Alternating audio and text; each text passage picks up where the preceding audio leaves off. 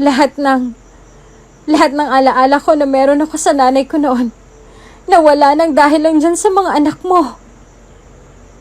Kimi, alam mo ba kung bakit nila nagawa yan? Alam mo ba kung bakit, Jameson? Dahil konsentidor ka. Tingin mo ba, mapapalitan ng pera lahat ng ginawa nila? Hindi matatapalan ng kayamanan mo lahat ng sakit na dinulot mo sa isang tao. Yan ang tandaan mo. Duro niya pa sa mukha nito bago ito umalis sa lugar na yon. Kung bago ka pa lang sa channel na ito, mga kwento ni Ate Jane, istorya mo, ikwento ko, huwag kalimutang pindutin ang notification bell at subscribe button. Ang sabi nila, hindi naman daw talaga dapat naghihintay ang pag-ibig dahil ang tunay na pag-ibig kusa itong dumarating sa buhay natin. Yung tipong magugulat ka na lang dahil tumitibok na ang puso mo para sa isang tao. Sa taong hindi mo naman ganun kagusto.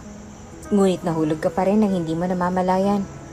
Iba rin naman ang kamandag ng busog at palaso ni Cupido, no? Sa dinami-rami ng pwede niyang panain, yung taong kinamumuhian mo pa. Yung taong naging dahilan sa kung bakit palaging nasisira ang araw mo sa araw-araw na ginawa ng Diyos na kasama mo siya. Tunay nga bang pag-ibig yon kung ayaw niyo sa isa't isa? Maraming uri ng pag-ibig sa mundo. Pag-ibig na kayang baliin ang lahat. Pag-ibig na nabubuo ng dahil sa sakripisyo. Pag-ibig na handang isuko ang lahat. Pag-ibig na mapagparaya. At pag-ibig na naghahangad ng pangalawang pagkakataon. Paano kung nakita kayo ng taong mahal mo sa maling pagkakataon? Na kayo ngang itinadhana para sa isa't isa. Ngunit ang mismong tadhana na rin ang gumagawa ng paraan upang paglayuin kayong dalawa. Anong gagawin mo kung ang mismong oras na ang naniningil sa'yo? Tatakas ka ba? Sigurado ka na ba sa desisyon mo, Kimi? Bagyang natigilan si Kimi sa pag-aayos ng mga bagahe niya nang marinig ang sinabi ng tatay. Ika-ika itong pumasok sa loob ng kwarto niya habang nananatili pa rin nakamasid sa maleta ng anak niya. May gumuhit na sakit sa mga mata nito nang makita ang ginagawa ng anak at hindi iyon nakatakas sa mga mata ni Kimi. Sa halip na ipakita ang lungkot sa ama, walang ibang nagawa si Kimi kung hindi ang ngumiti na lang rito bago tumango sa katanungan nito. Pasensya ka na anak. Muli nitong sabit na hindi niya na mabilang kung ilang beses niya na bang narinig ngayong araw. Kung tutuusin, kaya ko namang buhayin ka. Kung nakakapamasada pa rin ako hanggang ngayon, hindi mo nakakailanganin pang umalis ng probinsya para makapagtrabaho sa Maynila. Pasensya ka na rin kung kinakailangan mo pang tumigil sa pag-aaral para lang makapaghanap ng maayos na trabaho. Tatay, hindi ito ang buhay na pinangarap namin sa'yo ng nanay mo. Natatawa pa nitong sambit bago niya pinigilan ang luha niya. Hindi ganito ang buhay na pinangarap namin para sa'yo, anak. Pinag-usapan na po natin to, hindi ba? Aniya sa tatay bago siya tumayo mula sa kinuupuan niya. Upang yakapin ng tatay niya ngayon ay walang ibang nagawa kung hindi ang yumakap pabalik sa kanya. Ginusto ko pong magtrabaho para makapag-ipon. Hindi na po tayo kayang suportahan ni Tia Susan. At saka nahihiya na rin po ako sa kanya. Gusto ko pong umalis ng probinsya para makatulong. Para makapag-ipon sa pagpapa-opera sa paa mo. At nang sa ganon ay makapaglakad ka na ulit ng maayos. May 4 na taon nang nakalilipas simula nang masangkot si Arthur sa isang aksidente na naging dahilan kung bakit nabali ang paa niya. Dahil sa kakapusan sa pera, hindi na nila nagawa pang ipatingin ang paa niya. Kaya naman hanggang ngayon ay hindi pa rin siya nakakapaglakad ng maayos. 7 taong gulang pa lang nun si Kimi nang sandaling mawala sa kanila ang nanay niya. Aminin niya man o sa hindi ay naging mahirap para sa kanila, lalong-lalo na sa tatay niya ang pagkawala nito. Simula nang mawala ang nanay niya nang dahil sa sakit, tanging si Arthur na lang ang sumusuporta sa kanya. Hanggang sa tuluyan na nga siyang nakapagtapos sa high school. Pangarap ng tatay niya noon na pag-aralin siya sa kolehiyo. Ngunit nang dahil nga sa aksidenteng kinasangkutan nito noon, hindi na rin ito gaano nakakapamasada ngayon ng jeepney nang dahil sa paa niya. Sa ayaw niya man o sa gusto, wala siyang ibang pagpipilian kung hindi ang hayaan ng unikaihan niya na humiwalay sa bahay nila upang magpunta sa Maynila upang doon makipagsapalaran at makakuha na nga ng trabaho. Kahit na gumaling at maoperahan na ang tatay niya sa paa, hindi niya na rin gugustuhin pang pabalikin ito sa trabaho. May 4 na taon ang nakalilipas simula na masangkot ito sa isang aksidente. Isang aksidenteng, kahit na ilang beses nilang ibaon sa limot ay hindi pa rin nila magagawang kalimutan ng ganon-ganon na lang. Alam niya na hanggang ngayon ay may trauma pa rin sa nangyaring aksidente ang tatay niya. Kaya naman gustuhin niya mang buklatin ng tungkol sa nangyaring yon ay hindi niya rin naman magawa. Dati silang nakatira sa Maynila at nang dahil sa aksidente may 4 na taon na nakalilipas na pilitan silang bumalik dito sa probinsya. Hindi niya alam kung dahil ba talaga sa trauma ng tatay niya o baka naman may pilit silang tinatakbuhan na tinatakasan kaya sila naroroon ngayon. "Ma'am!" Tawag sa kanya ng barter ng jeep na nakakita sa kanya. Lumapit ito sa gawin niya, habang si Kimi naman ay walang ibang nagawa kung hindi ang namumungay ang mga matang bumaling ng tingin dito. "Kagabi pa kitang napapansin na nandito sa terminal ng bus nawawala ka ba?" Nako hindi po." Natatawa niyang sambit. "Medyo napaaga po kasi ang biyahe ko kahapon kaya no choice po ako kung hindi ang manatili dito sa terminal. Nasasayangan din po kasi ako sa perang ipangrerenta ko pa ng inn." "Ganun ba?" Tanong nito bago siya pinagmasdan sa kinauupuan niya. "Sigurado ka hindi ka nawawala Hindi po." Aniya bago ngumiti rito. Salamat po sa pagtatanong." "O siya, aalis na ako. Mag-iingat ka rito ha. Iba sa Maynila. Mukhang galing ka pa namang probinsya." "O siya, mauuna na ako." Paalam pa nito bago siya nagdesisyong talikuran ang dalaga. Nang sandaling bumaling siya sa kabuuan ng terminal, ay doon lang napag-alaman ni Kimi na marahil nga ay ilang oras na siyang natutulog sa lugar na yon. Wala nang bus sa gilid niya.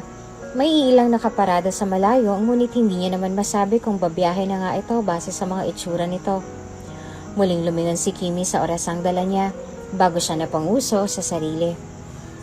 "Kung alam ko lang na nagkamali ako ng tingin sa petsa sa kalendaryo kahapon, di sana'y wala ako rito ngayon." Aniya bago siya muling yumuko sa mga hita niya. May kumukuha sa kanya bilang katulong sa Maynila at iyon ang pupuntahan niya ngayong araw. Maya-maya lang ay susunduin na siya ng driver ng pamilyang kukuha sa kanya. Kaya naman hindi na mapagsidla ng tuwa sa mukha niya. Noong nakaraang araw nga ay nakiusap pa siya sa matandang babae na nakausap niya sa telepono na kung pwede nga bang mag-cash advance para may maiiwan siyang pera sa tatay niya sa pag-alis niya. Nung una ay nag-aalangan pang magbigay ito dahil sino nga bang hindi. Hindi pa nga siya nagtatrabaho pero nagka-cash advance na agad siya. Ang kapal naman ng mukha niya. Kahit sino naman ay mag-aalangan sa'yo. Lalo na kung hindi niyo naman kilala ang isa't isa at hindi niyo pa nakikilala ang isa't isa sa personal. Mataas na ang sikat ng araw nang umalis siya sa terminal na yon. Kanina pang kumukulo ang sikmura niya at kahit na ayaw niyang gumastos ng para sa sarili niya, wala rin naman siyang magagawa. Ayaw niya namang mamatay sa gutom ngayong araw. Lalo na at mamayang alas 5 pa ng hapon ang kuha sa kanya ng driver na susundo sa kanya sa terminal ng araw ring yon. "Grabe manang," saad ni Kimi habang nakatitig sa isang balot ng pagkain na dinampot niya sa bilao. 20 pesos na to? Isang supot lang? Ang laki niyo naman hong tumaga." "Aba iha, ganito sa syudad. Kung hindi ka makikisabay sa pagtaas ng bilihin, abay malulugi ka." Sagot ng matandang tindera bago niya pinagtaasan ng kilay si Kimi. "Kung hindi mo afford, bumalik ka roon sa probinsya." Sa halip na sumagot ay walang ibang nagawa si Kimi kung hindi ang sumimangot bago niya ibinigay sa matandang babae ang 20 pesos na nasa petaka niya. Wala namang ibang nagawa ang matandang babae na kausap niya kung hindi ang kunot noo itong tanggapin.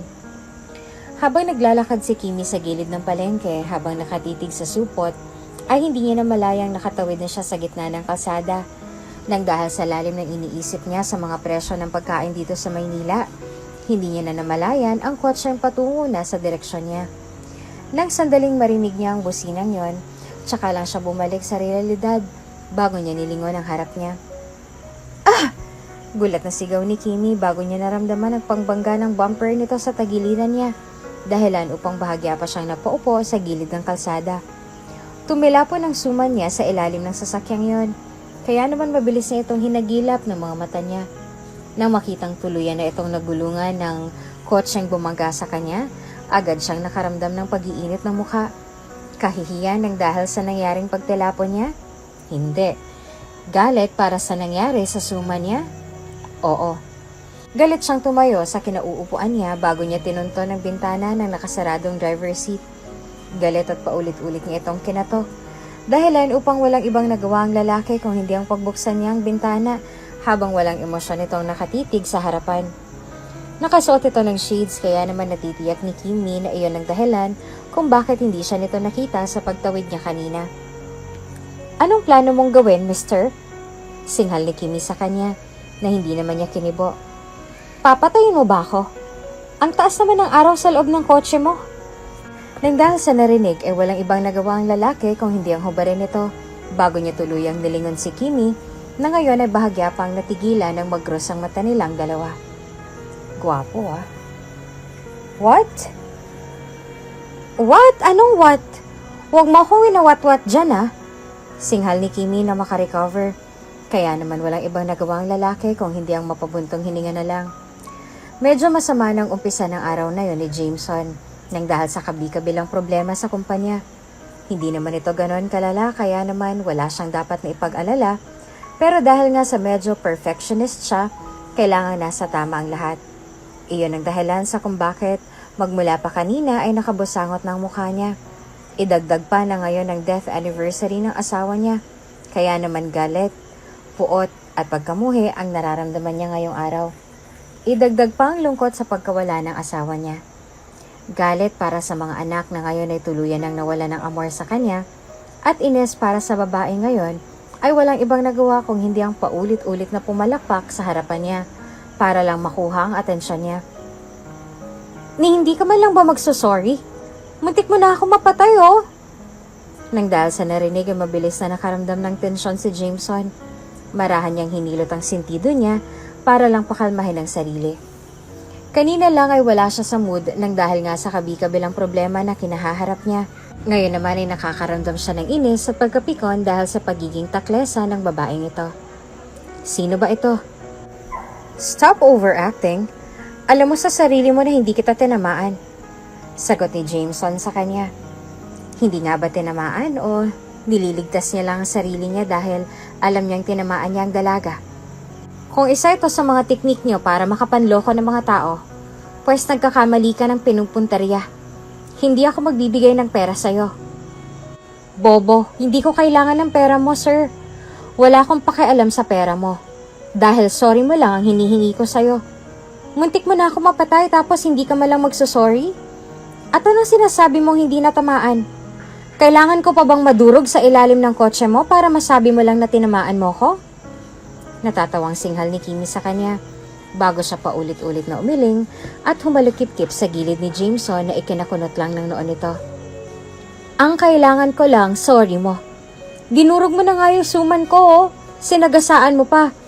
Hindi pa ba sapat yung dahilan na ipinagkait mo sa akin yung suman ko na kung tutuusin, almusal ko na para ngayong araw? Doon na nga lang ako kukuha ng lakas. What suman? Nagtatakang tanong ni Jameson bago siya natatawang suminghal. Come on, miss. Nakakadagdag lang tayo sa traffic sa lugar na to. Hindi ako aalis dito hanggat hindi ako nakakarinig ng sorry mo. Hoy, galaw! Reklamo ng ibang driver habang panay na pagbusinan na mas lalong ikinainit ng ulo ni Jameson. Ano ba? Traffic, hoy! Galaw! Singhal niya na ikinakunot ng noon ni Kimmy. Okay, fine. Whatever. I'm sorry. Now, leave. Gaano ba kahirap para sa'yo humingi ng sorry? Singhal ni Kimmy sa kanya. Sa halip na sumagot ay walang ibang nagawa si Jameson kung hindi ang umismid sa kanya bago niya tuluyang sinarado ang bintana sa gawin niya at umalis na nga sa lugar na yon. Walang ibang nagawa si Kimmy kung hindi ang manatili sa lugar na yon habang pinagmamasdan niya ang kotse ng lalaking tumakbo palayo. Saan ako kukuha ng pambili ko ng suman ngayon? Singhal ni Kimmy bago siya umirap at muling umalis sa lugar na yon nang walang laman ng sikmura. Kasabay ng pagdilim ng dahil sa palubog na araw ay ang panakanakang pagdilim din ng paningin ni Kimmy ng dahil sa labis na gutom. Galit niyang nilingon ng taong grasa na nangihingi sa kanya ng barya na inismiran niya na lang bago niya inabutan ng piso. Bakit piso? Hindi ako kumain ngayong araw kaya magpasalamat ka na lang. Sagot ni Kimmy sa kanya. Nahinto lang ang pagtataray niya sa pulubing naroon nang lumapit sa kinauupuan niya ang isang matandang babae. Nakangiti ito nang lumapit sa kanya, kaya naman wala siyang ibang nagawa kung hindi ang magtaas ng kilay dito. "Ikaw ba si Kimi?" Tanong nito na marahan niyang tinanguan bago siya tumayo upang tanggapin ang nakalahad nitong kamay. "Ako nga pala si Esther at ako ang driver ng pamilya ni Jameson ang maghahatid sa iyo sa bahay." Si Esther ang nakausap niya sa telepono nitong nakaraang araw. Aminin niya man o sa hindi, ay naging mataas ang tingin niya dito. Profesional kung pakitunguhan siya nito. Kaya naman malaki rin ang expectations niya sa magiging amo niya sa bahay na yon. Kasi nga 'di ba, nalalaman mong ugali ng magiging amo mo sa paraan ng pakikitungo sa kanila ng magiging boss mo.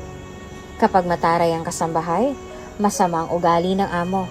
At kapag naman mabait ang kasambahay, mabait ang amo. Ganun lang yun kasimple. Agad na namilog ang mga mata ni Kimi nang sandaling makarating nga sila sa mansyon. Literal na mansyon dahil sobrang laki ng bahay na pinasukan ng kotse nila. May mga bodyguards din sa labas. Kaya naman mas lalo ding nakaramdam ng pagkamangha si Kimi. Ito pa lang ang kauna-unahang pagkakataon na nakakita siya ng bodyguard sa totoong buhay niya. Kaya naman na makakita siya, ay hindi na siya nagdalawang isipan na tusukin ang dibdib nito. "Anong ginagawa mo, iha?" Tanong ni Esther bago niya nilapitan si Kimi at pinigilan ito sa pagtusok sa dibdib ng bodyguard na ngayon ay walang ibang nagawa kung hindi ang magpigil ng tawa.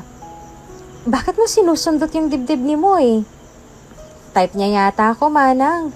Biro ni Moy bago siya kumindat kay Kimi na inismera naman ito. Nang sandaling ayain siya ni Esther sa bulwagan, ay tsaka lang niya kinausap ng masinsinan ng dalaga. Halata naman kasi sa kilos at galaw nito na inosente pa ito, kaya naman naiintindihan niya ang dalaga. Ngayon lang kasi ako nakakita ng bodyguard sa totoong buhay, manang." "Ano ka ba naman?" Natatawang saad na lang ni Esther bago siya nito inilibot sa lugar na yon. "Itong bulwagan. Dito madalas na nagkakaroon ng gathering ang pamilya ni Jameson at mga anak niya. Sa ngayon ay hindi mo naman kailangang mag-focus sa mga gawaing bahay dahil marami tayong kasambahay nila rito. Ang focus mo at ang pinakatrabaho mo rito ay ang mga bata." Paliwanag niya habang naglalakad sila sa kabuuan ng bahay. Habang panay si Esther sa pagpapaliwanag sa kanya ay naging abala naman si Kimi sa paglingon sa mga antigong gamit na naroroon sa loob ng salas. Mukhang mahilig sa pangongolekta ng mga gamit ang mga nakatira rito sa bahay dahil halata naman sa mga gamit na naroroon. Kung hindi siya nagkakamali ay ultimong tissue sa bahay na yon ay nakakahalaga ng milyon. Nga pala medyo makulit ang mga bata kaya naman alam ko medyo mahihirapan ka. Lalo na't ito palang yatang kauna-unahang trabaho mo sa pag-aalaga, tama ba? "Ay nag-alaga na po ako ng matanda dati, manang." "Kahit na." Natatawang saad ni Esther na ikiningwi niya bago sila tuluyang umakyat sa hagdan. Medyo malikot ang mga bata. Wala halos tumatagal na kasambahay sa kanila. Minsan ay umiiyak ang mga nakukuha naming yaya noon dahil hindi nila magawang alagaan yung dalawa. Alam mo na, medyo bata kaya sobrang likot. Marami na ring nag-resign dito nung nakaraang linggo dahil nga sa hindi nila magawang makuha ang loob ng mga anak ni Jameson. Sa una ay mahirap, oo. Mahirap dahil parte naman yun ang magiging trabaho mo. Gawin mo na lang ang lahat na makakaya mo para lang makuha ang loob nila. Hindi naman sila barumbado tulad ng isusumbong ng mga yayang nakukuha namin itong mga nakaraang linggo. Mababait na bata naman sila, golden at silver. Sadyang makulit lang talaga. Dagdag pa nitong paliwanag na marahan niyang ikinatango bago siya napangiwi. Hindi kami magtatagal ni na Flora dito kung makulit at barumbado sila. Nang sandaling huminto sila sa maid's room ay tsaka lang nagkaroon si Kimi ng pagkakataon na pagmasdan ng matandang babae. Ngumiti si Esther sa kanya bago siya nito hinawakan sa balikat. Alam ko na mahihirapan ka sa una, pero please lang iha, pagtiyagaan mo sila, okay? Pakiusap nito na marahan niyang tinanguan kahit na nalilito na rin siya. Mababait yan sila. Hindi niya alam kung ilang beses na itong sinabi ni Esther sa kanya ngayong araw. Oo na't mababait na sila. Gaano ba kasama mga bata para lang ulit-ulitin niya iyon sa kanya? At anong 5 kasambahay sa isang buwan ang sinasabi nito sa kanya kanina? Ibig bang sabihin nun ay 4 na araw lang ay tinatagal ng mga katulong na kinukuha nila. Kimi! Tawag ng isang kasambahay sa pinto niya bago niya ito pinagbuksan ng pintuan. Hi, ikaw yung bago, hindi ba? Ako nga pala si Flora. Nice meeting you. Pakilala nito na tinanguan niya. Nariyan na sa baba sila Sir Jameson at yung mga bata. Ipinapatawag ka na rin ni Manang Esther para maipakilala ka na sa mga bata. Dagdag pa nito. Sige, mag-aayos lang ako. At saka susunod na lang ako sa baba. Sagot ni Kimi sa kanya na tinanguan niya bago niya ito tuluyang pinagsaraduhan ng pintuan. Lupaypay si Kimi ng sandaling bumaba siya sa hagdan. Hindi niya alam kung anong mararamdaman niya ngayong gabi. Natatakot ba siya? Hindi naman siya natatakot. Bakit naman siya matatakot? Matatakot siya sa mga bata? Ang hina naman ng loob niya. Hindi niya alam kung dahil ba ito sa tensyon o baka dahil lang sa gutom kaya nakakaramdam siya ng panlalambot ngayon. Sa bagay, ay kagabi pa siyang hindi kumakain. Ni tubig na ay wala siyang nainom kaya naman hindi na rin siya magtataka kung bakit nakakaramdam siya ng hilo ngayon. Oh, Kimi, andito ka na pala. Saad ni Esther bago siya bumaling ng tingin sa lalaking nakatalikod sa hagdan. Agad niya nakita ang 2 bata na ngayon ay nakatitig sa kanya. Isang batang babae na kung hindi siya nagkakamali ay nasa 7 taong gulang na. Tuwid ang buhok nito na pagdating sa dulo ay medyo kulot na. Kikay rin ang pananamit nito kaya naman hindi niya naiwasang mapangiwi na lang. Hindi niya alam kung yung mismong bata ba talagang namimili ng isusuot at forma nito o baka ang tatay niya na. Bumaling siya ng tingin sa batang lalaki na ngayon ay nakatitig at nakamasid na rin sa pagbaba niya sa hagdan. Kung hindi siya nagkakamali ay kambal ang 2. Ang tanging pinagkaiba lang ng kambal ay ang height ng mga ito at forma sa pananamit.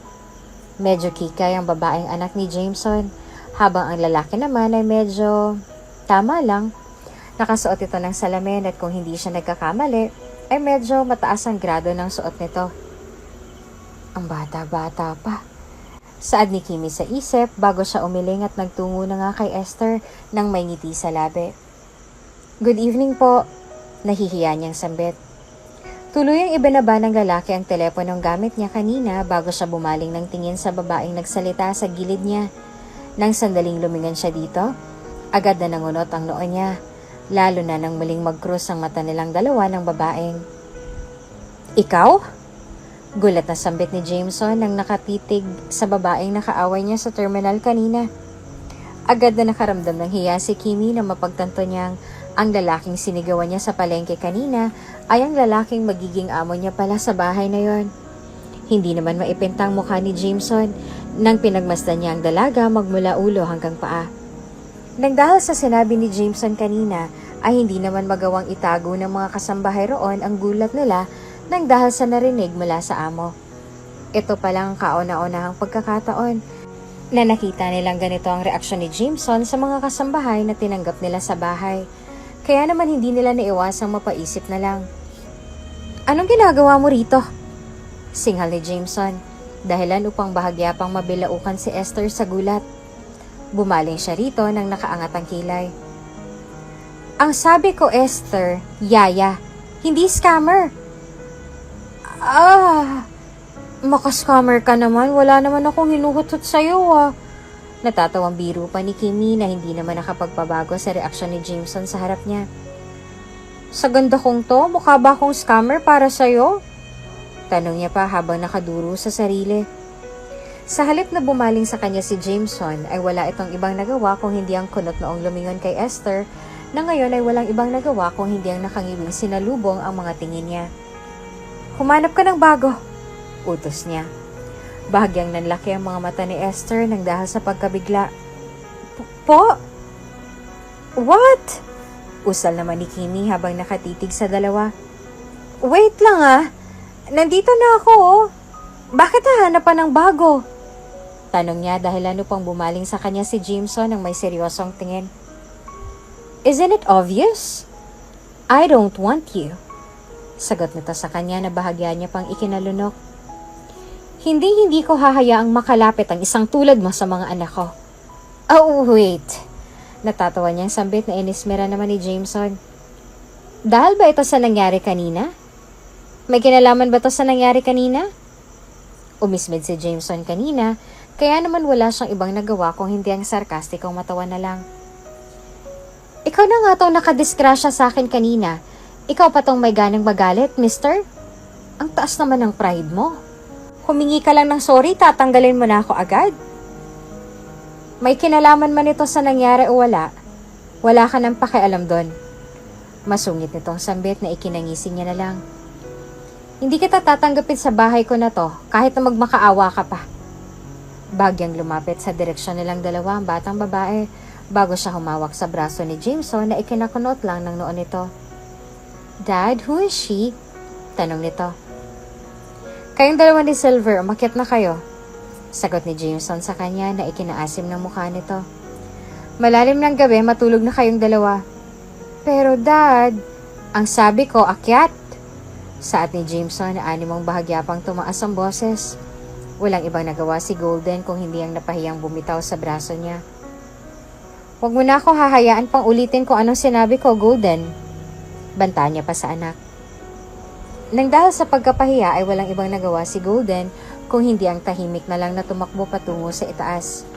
Tahimik naman na sumunod sa kanya si Silver, ngunit bago pa man siya umakyat sa hagdan, binigyan niya pa muna ng isang matalim na titig ang tatay niya ngayon ay nakatuon ng atensyon kay Kimi. At ikaw, umalis ka na. Huwag mo na akong hayaan pang ipadampot ka sa mga bodyguard ko para ipakaladkad ka sa labas. Hindi kita tatanggapin kahit na magmakaawa ka pa. Pero, sa halip na hintayin pa siyang magdagdag ng sasabihin niya, ay muli nang bumaling si Jameson kay Esther na ngayon ay hindi na magawang kumibo nang dahil sa gulat sa nangyari. Humanap ka ng bago, and please lang, make sure na may background lahat ng papasukin mo sa bahay ko. Pakiusap ni Jameson sa kanya na hindi niya na nagawang sagutin nang dahil sa labis na pagkabigla kanina. Ayoko mapalapit sa mga walang pinag-aralan ng mga anak ko. Ngumuso si Kimi sa harap niya nang mapagtantong siyang tinutukay ng lalaking nasa harapan niya. Grabe ka naman sa walang pinag-aralan. Nagreklamo lang sa'yo, wala na agad pinag-aralan. Hirit niya rito. Nasa halip na lingunin ay inismiran lang nito. Pero sir, what now? Bali niya kay Esther nang muli itong humirit. Hindi po ba pwedeng i-consider si Kimi? Tanong nito bago nagnakaw ng tingin sa dalaga. May cash advance po kasi siya. Ano? Gulat na tanong ni Jameson na inasahan na ni Esther. Nagbigay ka ng cash advance sa kanya nang hindi man lang nagpapaalam sa akin? Yes, sir. Ano ba naman, Esther? Hindi ba't napag-usapan na natin to nung una pa lang? Singhal niya sa mayordoma na ikinasimangot naman ni Kimi. Bumaling si Jameson sa kanya nang may galit bago muling lumingon kay Esther. Make her pay then. Makakabayad lang ako kung magtatrabaho ako rito, sir. Sabat ni Kimi, dahilan upang galit na bumaling sa kanya si Jameson. Kaya nga ako nag-cash advance, hindi ba? Dahil wala akong pera. Yung perang kinash advance ko, ginamit ko yun sa pamasahe papunta rito. So, basically, anong gusto mong palabasin ngayon? Sir, baka naman pwede nating i-consider si Kimi. Suwestyon ni Esther na animong sinasambot lang si Kimi. Kailangan na nangyaya ng kambal. Hindi naman siguro magiging masama kung bibigyan natin ng pagkakataon si Kimi, hindi ba? Kahit na 2 linggo o 1 buwan lang. Please, Jameson, ako nang nagmamakaawa sa'yo. Bumaling ng tingin si Jameson kay Kimi. At nang mapansin niyo ni Kimi ay peke siyang umiti sa binata na hindi naman ito sinagot. 1 month then, sagot ni Jameson. Make sure na wala kang gagawin sa kambal ko. Dahil sa oras na galawin mo sila, hindi ako magdadalawang isip na patalsikin ka rito.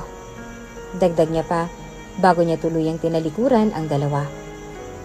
Isang malalim na buntong hininga agad ang ibinigay ni Esther sa sarili niya bago niya sinapok ang balikat ni Kimi na muntik pang masubsob sa sofa na naroon.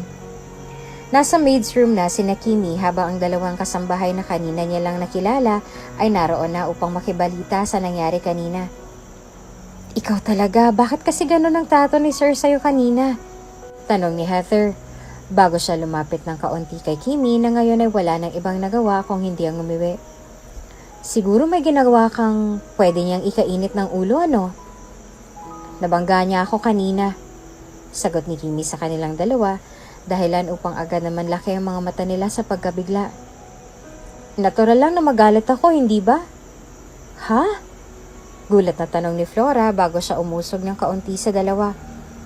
Anong nabangga? Si Sir Jameson, muntik ka nang mabangga? Tumango siya rito bago nag-angat ng kilay sa dalawa. Ano bang ini-expect nyo? Magpasalamat ako sa kanya. Humagikik ang dalawang nakikinig sa kanya. Kasalanan niya kung bakit hanggang ngayon hindi pa rin ako makakain, ano? Muli silang nagtawanan bago muling nakiisyoso si Heather sa kanilang dalawa. Hindi niya kasi maitatangging may nararamdaman siya sa dalawa kanina nang mag-cruise ang landas nilang dalawa sa bulwaga ng mga oras na yon. Kimi, ano ba talagang meron sa inyo ni Sir? Curious lang talaga ako. Aniya bago siya bumulong sa kanilang dalawa ni Flora.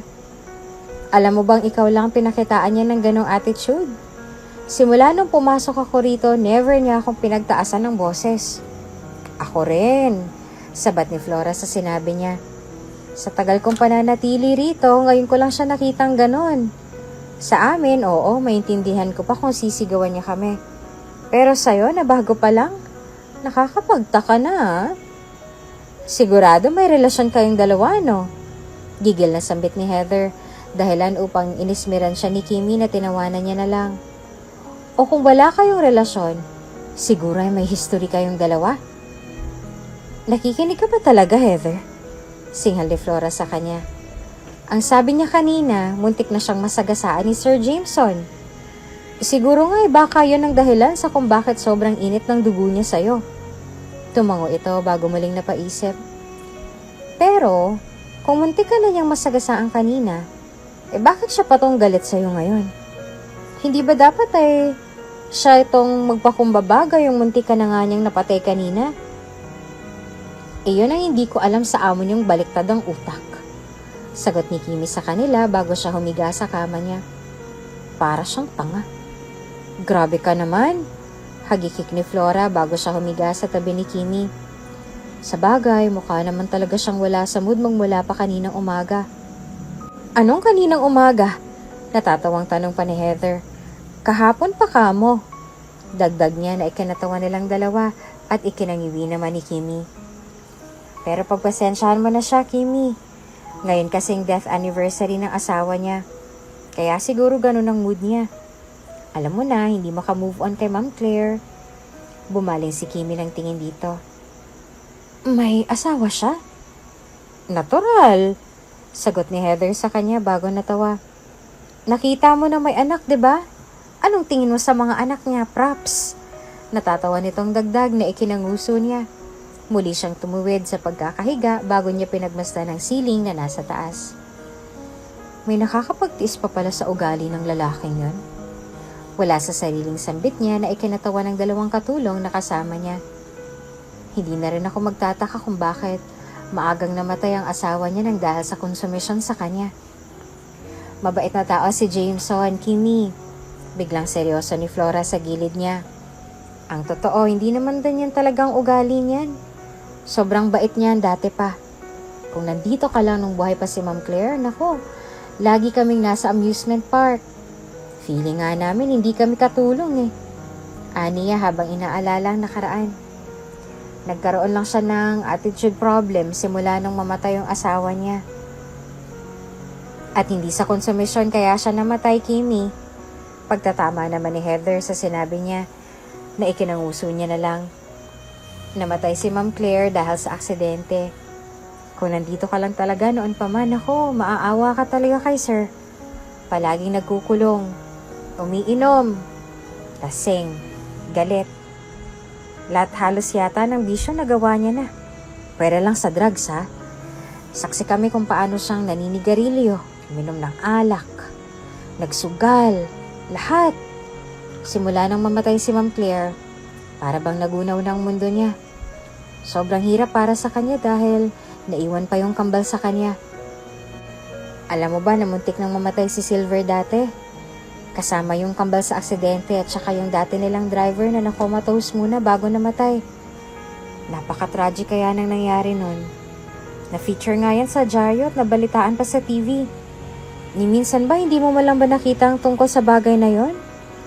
Marahan siyang nag-isip bago umiling dahil wala nga siyang natatandaang may nabasa siyang ganon sa dyaryo. Unfortunately, hindi na nakita yung driver ng jeep. Sabat naman ni Flora bago tumango-tango sa sarili. Ayun, palaisipan pa rin sa lahat ang tungkol sa nangyaring aksidente. Anong hindi na nakita yung driver ng jeep? Paano hindi makikita kung wanted yun sa buong Maynila nun? Natatawang sagot ni Heather sa kanya. Wanted kaya yun? Ni wala nga nakakaalam sa kung nasa na siya ngayon eh. Baka patay na. O pinaghahanap pa rin hanggang ngayon. Knowing Sir Jameson, gagawin niyang lahat ng makakaya niya para lang maibigay ang hustisyang nararapat para sa asawa niya. Kung kinakailangan niyang halugugin ang buong Pilipinas, mahanap lang ang driver ng jeep na yon, gagawin niya. Para lang sa hustisya sa nangyari kay Ma'am Claire. Dagdag pa niya. Anong ginagawa niyo? Mabilis na umalis sa pagkakahiga ang dalawa habang si Kimi naman ay walang ibang nagawa kung hindi ang nanlalatang bumangon mula sa pagkakahiga. Mabilis na lumabas ng kwarto ang dalawa habang si Esther naman ay tahimik lang na umupo sa kamang kinauupuan ni Kimi kanina. Kamusta ka na, Kimi? Maswerte ka pa't nabigyan ka ng pagkakataon ni Jameson. Saad nito na marahan niyang tinanguan bagong ngumiti ng malungkot sa kanya. Babayaran mo lang ang utang mo. Pagkatapos nun ay aalis ka na. Nang dahil sa sinabi ni Esther ay hindi na maiwasan ni Kimi ang makaramdam ng lungkot. Ano naman ngayon kung tatanggalin siya ni Jameson? Kung tutuusin ngay, mas gugustuhin niya na lang na umalis dito. Kung bibigyan nga lang siya ng pagkakataon ay uuwi na lang siya at magtatrabaho na lang sa probinsya nila. Kapag nabuno niya ng perang kinuha niya bilang cash advance itong nakaraang araw, ibibigay niya na lang. O hindi naman kaya ipapaabot niya na lang kay Esther. Sino nga bang gugustuhin makasama siya sa iisang lugar? Ang sama ng ugali niya. Okay, mabait siya dati at nagbago lang ang ugali niya simula nung mamatay ang asawa niya. Ang tanong lang ay, deserve ba ng lahat ng taong nakakasalamuha niya ang galit niya kahit na wala naman silang kinalaman sa pagkamatay ng asawa niya? Kung hindi lang talaga para sa operasyon ng tatay niya, hindi niya nagugustuhin pang magtrabaho rito at makasama sa iisang lugar ang lalaking yon. Kung hindi lang talaga para sa operasyon ng tatay niya. Pero depende pa rin siguro yun sa performance mo, Iha. Muling saad ni Esther bago ito ngumiti ng malungkot sa kanya. Patunayan mo sa kanya na deserve mo ang trabahong to, Iha. Kapag nakuha mo ang loob niya at ang loob ng mga bata, malay mo magbago pang isip niya, hindi ba?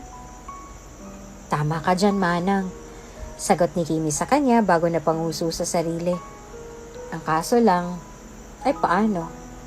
Dagdag niya sa isip bago bumuntong hininga. Magdamag na hindi nakatulog si Kimi nang dahil sa mga problemang gumugulo sa isip niya. Aminin niya man o sa hindi, ay gusto niyang manatili rito. Mababait ang mga kasama niya at talaga nga namang kailangan niya ng trabaho. Kahit na mahirap pakisamahan si Jameson, wala siyang ibang magagawa kung hindi ang pakisamahan ito. Wala naman siyang ibang pagpipilian. Kung uuwi naman siya ng probinsya, ay natitiyak niya namang magkukulang lang ang pera niya. Hindi niya pwedeng itaas ang pride niya dahil alam niyang sa lansangan siya pupulutin sa oras na gawin niya yon. Kaya habang may naiisip siyang paraan upang palambutin ang puso ni Jameson sa kanya, gagawin niya. Alang-alang sa tatay niyang nangangailangan ng tulong medikal. Anong ginagawa mo? Agad na napatalon si Kimi mula sa kinatatayuan nang marinig niyang pag-alingaw-ngaw ng baritonong boses na iyon sa kabuuan ng bulwagan. Gulat siyang lumingon dito bago bumaba ang titig niya sa boxer shorts nito. Nang mapagtantong tumigil ang titig niya roon, ay tsaka lang siya nagdesisyong mag-iwas ng tingin bago muli nagpatuloy sa paghahalo ng fried rice na niluluto niya. Nasa labas po si Manang Esther kaya ako na munang magluluto ng para sa almusal ngayon. Sagot niya na hindi naman ito kinibo. Nang matapos siya ay tsaka lang niya pinaghainan si Jameson ng plato. Malaki pang ngiti niya nang inilapag niya sa harap ni Jameson ang plato ng fried rice na niluto niya. Nagluto po ako ng fried rice, nilagyan ko ng hipon para ma-enhance niya yung flavor at allergic ako sa hipon. Matabang na sambit ni Jameson bago niya ibinaba ang dyaryo at lumingon kay Kimi na ngayon ay natigilan na nang dahil sa narinig. Hindi ba nabanggit sa'yo ni Esther ang tungkol sa bagay na yan? Umiling si Kimi sa tanong niya, dahilan upang umismid si Jameson sa kanya. Wala namang ibang nagawa si Kimi kung hindi ang nakihiyang tanggalin sa harapan niya ang sinangag na pinaghirapan niya bago niya iyon dinala sa kabilang bahagi ng mesa. Sorry, mahinang usal ni Kimi, dahilan upang bahagya pang matigilan si Jameson mula sa kinauupuan niya. May gusto pa po ba kayong pwede kong ihanda? Kape, tipid niyang sagot. Walang ibang nagawa si Kimi kung hindi ang tumango sa kanya at nang sandaling tumalikod sa binata ay tsaka lang siya nagdesisyong umismid at nagtungo na nga sa coffee machine. Naging maganda naman ang pakikitungo ni Jameson sa kanya nitong mga nagdaang araw. Kaya naman kahit na papaano ay naging kampante na rin siya. Sa kabilang banda naman ay naging maganda rin naman ang pakikitungo sa kanya ng kambal kahit na minsan ay nakakaramdam siya ng awkwardness kay Silver dahil madalas niya itong nahuhuling nakatitig sa kanya at pinagmamasdan ng kilos niya. Sang probinsya ka nang galing, Yaya Kimi? Tanong ni Golden ang sandaling makasalo niya ito sa almusal. Siya ngayon na nakatoka sa pagbabantay sa kambal. Minsan ay nagkakatuwaan sila. Kahit na medyo makulit ang dalawa, lalong-lalo na si Golden. Kahit na papaano ay hindi naman siya nito binigyan ng dahilan na mabwisit sa kanilang dalawa ng kapatid niya. Galing ako sa Pampanga. Aniya sa batang babae na marahan naman itong tinanguan. Kailangan kasi ng tatay ko ng pera para sa operasyon niya sa paa kaya ako nandito ngayon. Ano po bang nangyari sa tatay ninyo? Rinig ni Jameson na tanong ni Silver sa yaya niya. Agad siyang natigil sa paglalakad bago siya nagdesisyong lihim na magtago sa damba ng pintuan. Naroroon ang tatlo sa living room na para bang may pinag-uusapan. Nakakalat naman ang mga coloring books sa kung saan-saan. Sa halip na tumulong sa mga kasambahay na naglilinis, ay naroon si Kimi sa tabi ng mga bata. Napagigitnaan siya ng dalawa, kaya naman hindi niya naiwasang mapangiti na lang sa sarili niya. Kailan niya kaya ulit mararanasang tabihan ng ganong kalapit ng mga anak niya? Naaksidente siya. Driver kasi ng jeep ang tatay ko. May 4 na taon na rin na ganon ang paa niya. Dahil sa kawalan ng pera pang pa-opera, naghilom na lahat ng sugat niya. Pero yung bukol at yung bali ng buto niya naroroon pa rin. Patuloy sa kwento ni Kimi. Nang dahil sa narinig ay bahagya pang natigilan si Jameson mula sa kinatatayuan niya. Hindi niya maitatangging tila ba bumabalik sa alaala niya ang lahat ng nangyari kay Claire nang dahil sa aksidenteng kinasangkutan nito noon sa probinsya. Sir? Tawag ng nurse sa kanya nang subukan niya magtungo sa emergency room kung saan dinala si Claire at ang isa sa mga kambal niyang mga anak. Sir, hindi po kayo pwedeng pumasok sa lugar na yan. Yung asawa ko. Mahina niyang sambit bago lumandas ang luha sa mga mata niya nang bumaling siya sa nurse. Yung asawa ko, iligtas niyo ang anak at asawa ko. Maghunos delay kayo, sir.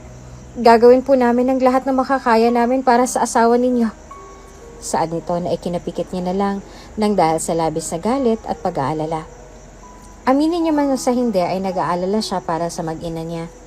Alam niya na lalaban si Claire kahit na anong mangyari. Pero paano ang anak niyang lalaki?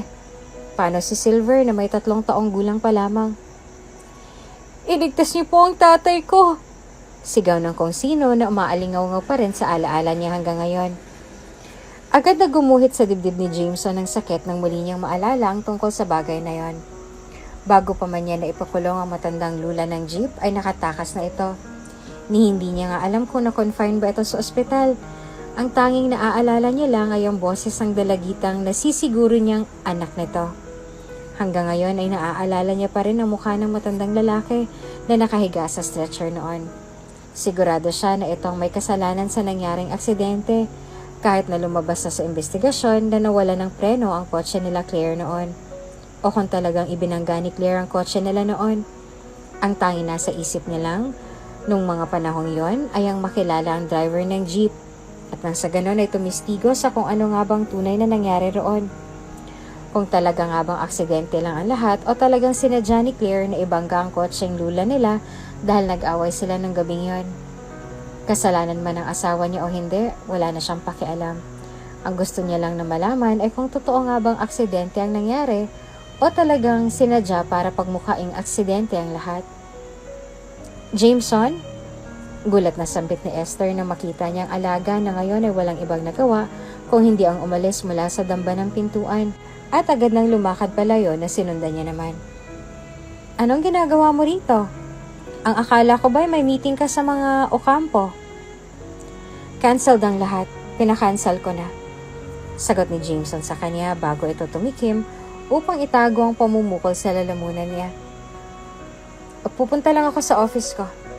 Pakibantayan na lang yung mga bata. Naroon naman si Kimi. Hindi niya naman pababayaan ng mga anak mo. Ngiti ni Esther sa kanya. Sa halip na kumibo ay wala siyang ibang nagawa kung hindi ang tumango na lang bago siya nagdesisyong talikuran ng mayordoma na naging kaagapay niya mula noon pa man bago pa man siya tuluyang iniwan ng mga magulang niya. Medyo madilim ang mundo ni Jameson noon. Lumaki siya sa isang mayamang pamilya, ngunit hindi niya naman masabi kung masaya nga bang buhay niya noon. Biktima ng pyramiding scam ang mga magulang niya noon at yan ang dahilan sa kung bakit tuluyang bumagsak ang kumpanya nila. Dahil nga sa hindi naman sanay sa kahirapan, doon na nagpasya ang mga magulang niya na kitilin ng sarili nilang buhay. Nang sandaling makapagtapos ng pag-aaral si Jameson, ay doon siya nagdesisyong magpursige. Nang dahil sa sipag at talinong meron siya, ang kumpanyang bumabagsak na noon ay unti-unting bumangon. Nakilala niya si Claire nung nag-uumpisa pa lang siya. Si Claire nang tumulong sa kanya noon pa man, kaya naman nang sandaling magdesisyon silang magpakasal, doon lang unti-unting nagkaroon ng liwanag ang buhay niya. Nang gabing mangyari ang aksidente, nagkaroon sila ng kaunting pagtatalo ni Claire noon. Kaya naman natitiyak niyang kung hindi aksidente ang nangyari, maaaring sinadya ng asawa niyang nangyari sa kanila. Ang gusto niya lang ngayon ay ang makausap ang jeepney driver at nang sa ganon ay maliwanagan sa nangyari. Ngunit paano siyang maliliwanagan kung ito na mismo ang kusang umalis at nagtatago sa mata nila? Hindi rin naman nila pwedeng pabayaan lang itong magpaligoy-ligoy sa lansangan, gayong may kasong naghihintay sa kanya. Aksidente man o hindi pa rin siya makakatakas sa kasong kinahaharap niya. Oh, Kimi, andito ka pala! Gulat na sambit ni Heather nang makita niya sa gilid ng pool si Kimi na ngayon ay abala sa paglilinis ng pool. Ang akala ko ay andun ka sa kwarto mo. May narinig kasi akong mga kaluskos doon. Baka yung kambal yun. Inutusan ko kasi silang linisin ang kwarto ko. Ngiti niya bago ito kumindat. Linisin ang ano? Nalilito nitong sambit bago napatakip sa bibig. Nagawa mo silang paglinisin ng kwarto mo nang hindi sila nagre-reklamo? Give and take lang yan, Heather. Tinutulungan ko sila sa mga school activities nila ngayon. Kailangan nila akong tulungan sa paglilinis ng kwarto ko. Natatawa niyang sambit bago siya muling nagpatuloy sa paglilinis ng pool. Ano palang ginagawa mo rito? Ang akala ko ba maglalaba ka? Oo nga, maglalaba ako. May sasabihin kasi ako sa'yo kaya ako nandito ngayon. Tungkol saan? Hindi ko nga maalala eh. Natatawang sagot pa ni Heather sa kanya na pabiro niyang inismeran. Ilang minuto lang nakalipas bago tumawa si Heather nang maalalang sasabihin niya sa kaibigan. Ayun, maalala ko. Nandito ako para sabihin sa'yong amoy usok sa kwarto mo. Ha? Kumunot ang noon ni Heather habang si Kimi naman ay walang ibang nagawa kung hindi ang sumimangot bago lumingon kay Heather. Anong sinasabi mo, Heather? May sinusunog ka ba sa kwarto mo kanina? Tanong nito dahilan upang mas lalong mangunot ang noon ni Kimi nang dahil sa pagtataka. Amoy sunog kasi ron kanina. Ipinadala nga ako rito ni Manang dahil nga doon. Sinabi niya rin sa akin na sabihin sa'yo na may burn barrel naman dyan malapit sa may garahe. Pwede mo raw yung gamitin sa tuwing may susunugin ka. Wala akong sinusunog, Heather. Sagot ni Kimi sa kanya. Hindi ako nagsusunog ng gamit. Bawal sa amin yon. Ano pala yung sunog na naaamoy naming dalawa ni Manang kanina? Tanong ni Heather na ipinagkibit balikat naman ni Kimi nang sandaling may naalala at saka lamang nanlaki ang mga mata niya nang dahil sa labis na gulat. Nasa na nga ulit yung kambal? Nang dahil sa tanong ni Heather ay saka lang nag-sink in kay Kimi ang lahat. Dali-dali niyang binitawan ang net na hawak niya Bago sila tumakbo patungo sa bulwagan, nakita niya pa si Jameson nakakalabas lang ng bathroom nang tumakbo silang dalawa patungo sa maid's room. Ano na naman problema ng mga to? Kunot noong tanong ni Jameson bago siya nagdesisyong sumunod sa dalawa. Nang sandaling mabuksan nila ang pinto ng kwarto niya, ay ang sunog agad niyang mga damit ang natagpuan ng mga mata niya. Agad na nanlambot ang mga hita ni Kimi nang dahil sa labis na dismaya. Lalo na nang makita niya kung paanong tapakan ng mga kambal ang mga umuusok niyang gamit. Yaya Kimi, tapos na po kaming sunugin lahat ng kalat sa kwarto mo. Nakangiting sambit ni Golden. Hindi alam ni Kimi kung anong mararamdaman niya. Magagalit ba siya? Ano namang karapatan niyang gayong wala namang kasalanan ng mga bata? Sa katunayan nga'y kasalanan niya naman talaga. Mga bata pang binilinan niya sa mga gamit niya kaya ngayong sunog na ang lahat. Ano pang gamit ang gagamitin niya? Nagpunta ba siya sa bahay na to para lang maranasang masunugan ng gamit? Sa probinsya nila ay malas daw ang magsunog ng gamit. Ni hindi niya nga alam kung anong mangyayari sa kanya ngayon, gayong ubos na lahat ng gamit niya. Hindi naman siya pwedeng manghingi ng pera kay Esther dahil nakuha niya ng perang sasahurin niya sa isang buwan.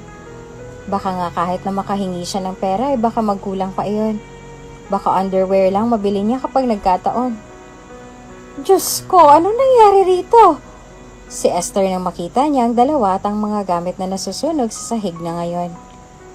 Bumaling siya kay Kimi na ngayon ay namumugto na ang mga mata. Manang, aniya sa garalgal na boses. Pwede ko ba silang sakalin kahit ngayon lang? Tanong nito. Hindi niya tuloy alam kung matatawa ba siya o maaawa sa dalaga. Kahit ngayon lang isang beses lang manang, please. Tibayan mo ang loob mo, iha. Anong tibay pa ba manang? Tanong niya bago lumandas ang luha sa mga mata niya na ikinatigil nilang lahat na naroroon. Tibay na ako, manang. Hindi ko alam kung may maititibay pa ba ako. Sintigas na ng bato tong puso ko. What happened? Tanong ni Jameson nakakapasok lang ng kwarto. Hindi na rin siya nagtaka pa nang makita ang mga sunog na gamit ni Kimi. Ano nakakaiyak sa mga ukay-ukay na damit? Huwag mong sabihin gusto mong saktan ng mga anak ko para lang sa mga pipitsuging yan. Pipitsug? Napupunong tanong ni Kimi sa kanya na bahagya pang tumaas ang boses ng dahil sa labis na galit. Jameson, huwag mong mamalit-malitin yung mga damit na yan. Pipitsugin, basura, basahan. Kahit nagawa pa sa karton ng ilan sa mga yan, mahahalaga sa akin ang lahat ng yan. Kung perang definisyon ninyo sa kayamanan, iyan ang kayamanan ko. Alam mo ba kung gaano ka-importante sa akin ang mga bestidang yan?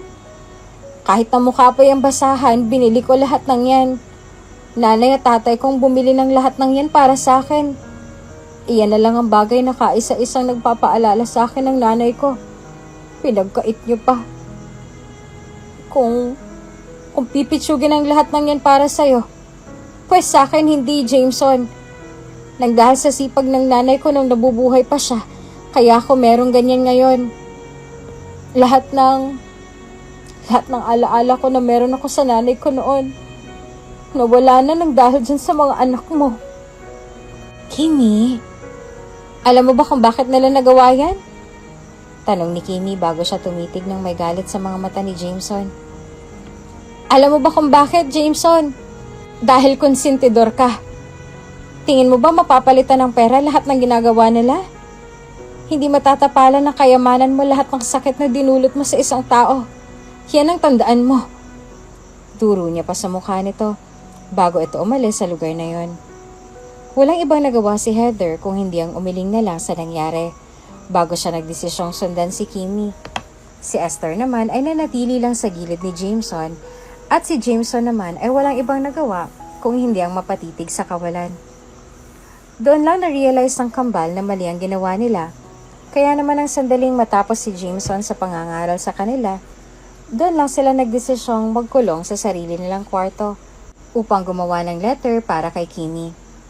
May ilang araw na rin na binalingan ng tingin ni Kimi ang mga alaga niya, kahit na ilang beses na itong humingi ng tawad sa kanya.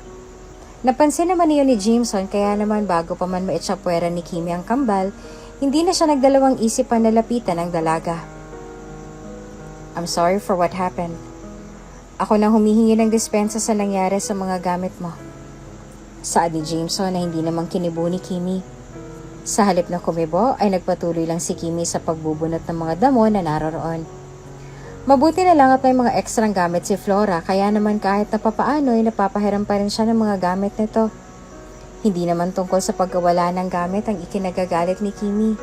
Dahil nang mawala ang mga damit na ibinigay sa kanya ng nanay niya, tila ba nawala na rin ang alaala niya sa nanay niya nang dahil sa nangyari. Masakit para sa kanya, oo. Pero may magagawa pa ba siya gayong nangyari ng lahat? I said I'm sorry, Kimi. Sige.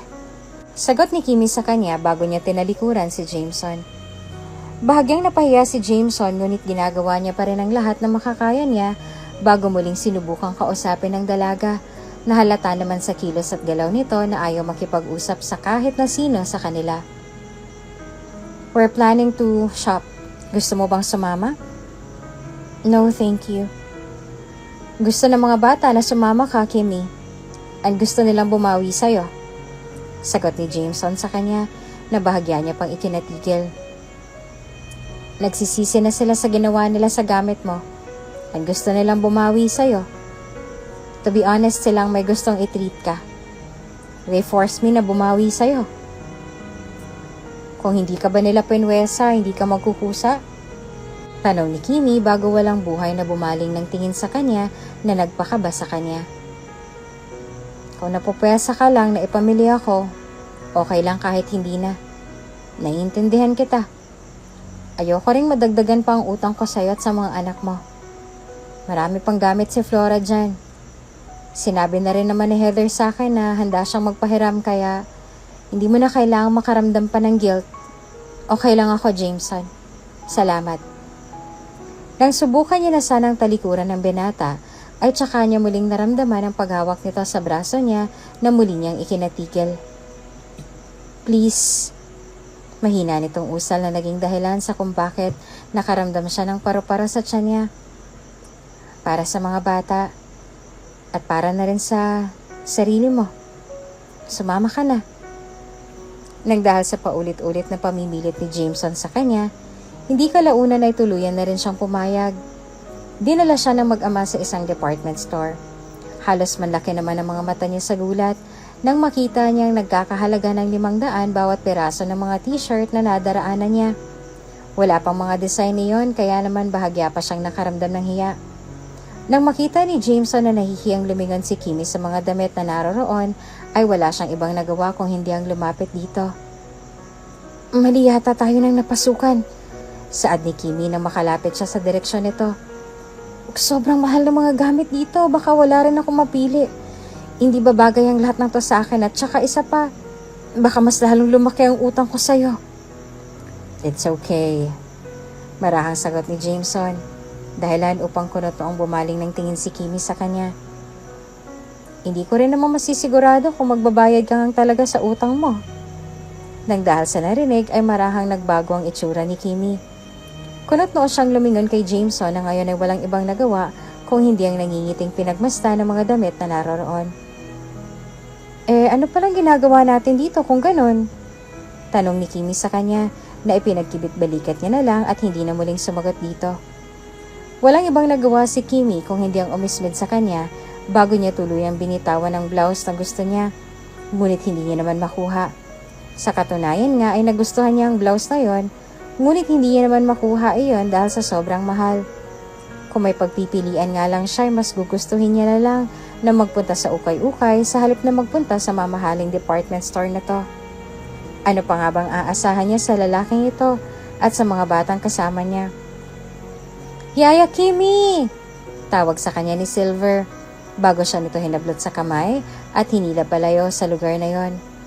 Pumunta tayo ron! Teka, sandali lang. Hindi na rin naman nakapalagpas si Kimi sa kanya, kaya naman wala siyang ibang nagawa kung hindi ang sumama na sa batang lalaki. Nang makalayo ang dalawa ay agad nang umangat ang labi ni Jameson para sa isang ngiti. Muling bumaba ang mga mata niya sa blouse na napili ni Kimi kanina. Aminin niya man o sa hindi, ay natitiyak niyang iyon ang blouse na natipuhan ng dalaga kanina. Kanina niya pa kasing napapansin na pinagmamasdan nito ni Kimi. Kaya naman bago pa man iyon mawala sa paningin niya, dali-dali niya na itong kinuha at binalunbon sa braso niya. Una niya nang binayaran ang blouse na yon at nakiusap na lang sa sales lady na pansamantala munang itago at kukuhanin na lang niya mamaya kapag uuwi na sila. Habang naglalakad sa loob ng department store ay walang ibang nagawa si Jameson kung hindi ang pagmasdan ng mga bata. Sa itsura ng tatlo ay para bang walang naging iringan sa kanila dahil normal lang kung pakitunguhan ni Kimi ngayon ng mga anak niya. Tulad ng pakikitungo niya sa mga ito nung nakaraan, bago pa man mangyari ang lahat ng nangyari sa gamit niya. Baka sa mga mukha ng bata na tuwang-tuwa sila na makasama si Kimi. Iyon pa lang ang kauna-unahang pagkakataon na nakita niya ang mga ito na ngumiti kaya naman hindi niya naiwasang makaramdam ng tuwa. Sa kabilang banda, sa 3 linggo niyang pananatili sa bahay na yon, ay ngayon lang nakaramdam ng tuwa si Kimi. Oo, medyo makulit ang mga bata at sobrang hirap pakisamahan at alagaan. Pero sa loob ng 3 linggo niyang pananatili sa bahay na yon, at palagi niyang nakakasama ang mga ito, masasabi niyang unti-unti niya na rin nakukuha ang mga kiliti nito. Baka ang mga katulong na kinukuha nila noong una hindi mahilig sa bata, kaya naman hindi sila umuubra sa mga bata. Lumaki si Kimi nang walang kapatid.